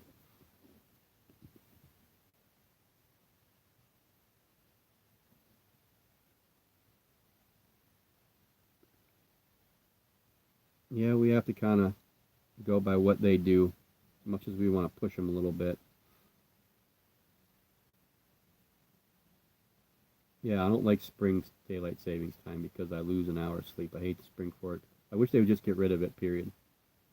It was done many, many, many, many, many, many, many years ago for farmers that needed, in planting and in harvesting, they needed more light in the morning. So that's where that all came about.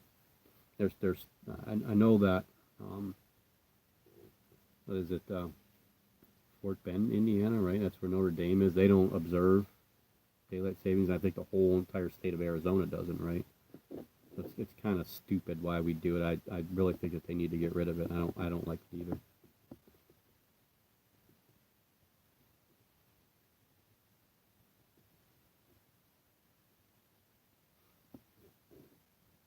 Yeah, he's on the game all the time. So I try to accommodate him and let him do his thing. But I wanted to do a live the other day, and he's like, "Well, I'll do."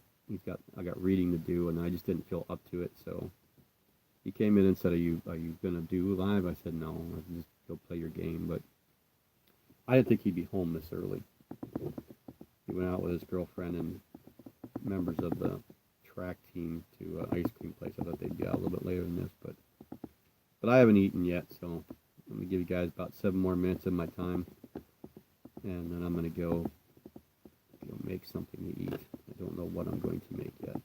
French toast is sounding kind of good.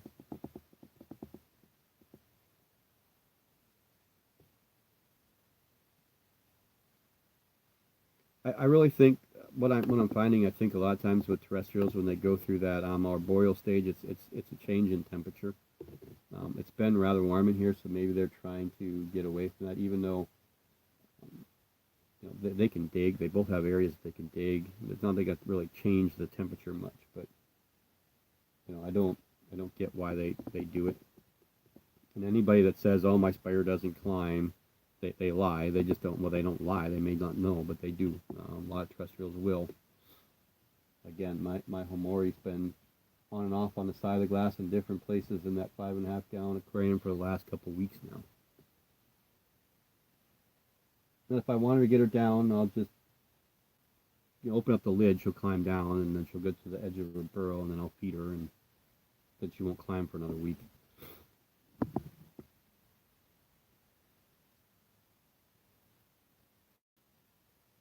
Yeah, I'll do a video of her once she's out and about.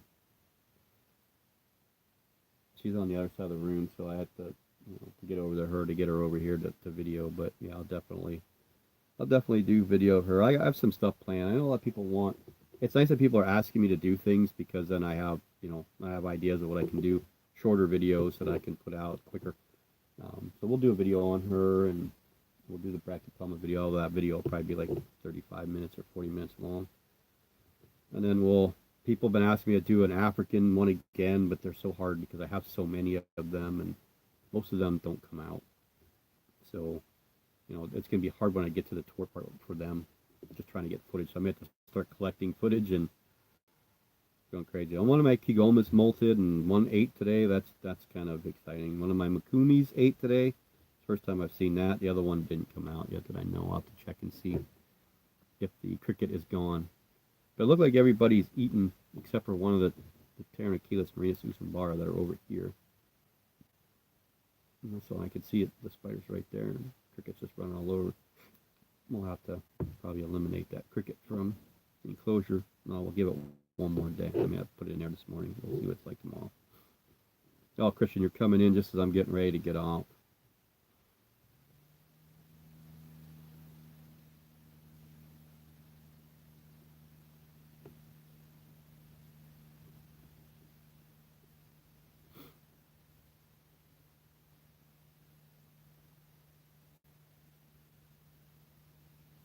Yeah, a lot of people like brachypelmas. That's their favorite genus too. I don't blame them. Oh, I do have an eratum too. Yeah, I do have an eratum. I forgot about that one. It's in pre-molt, but I do have one.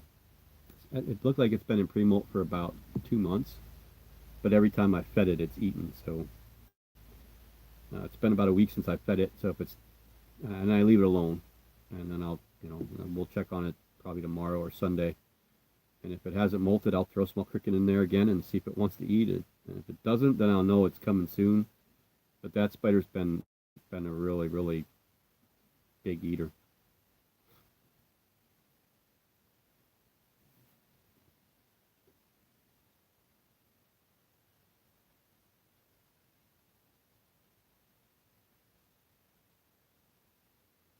Okay, I'm not quite sure what you mean there, Julian. You want me to say hello to your wife, Isella? Samantha and Chente? Are those your children? Hi, if that's what you wanted.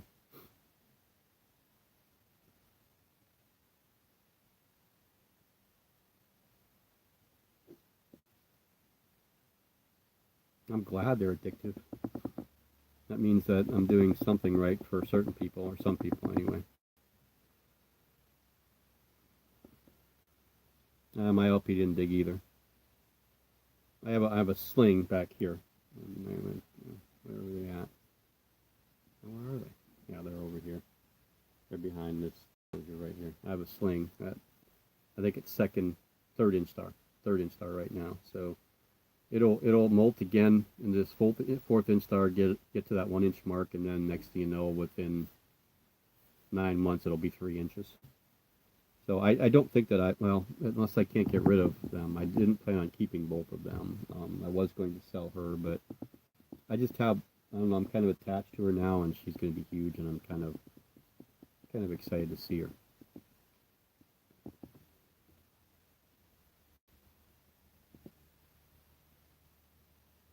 Yeah, they're gonna go do the dishes. I'm gonna dirty up some dishes. So, okay, did I do that right, Julian? Hello to your wife, Isella, Samantha, and Chente.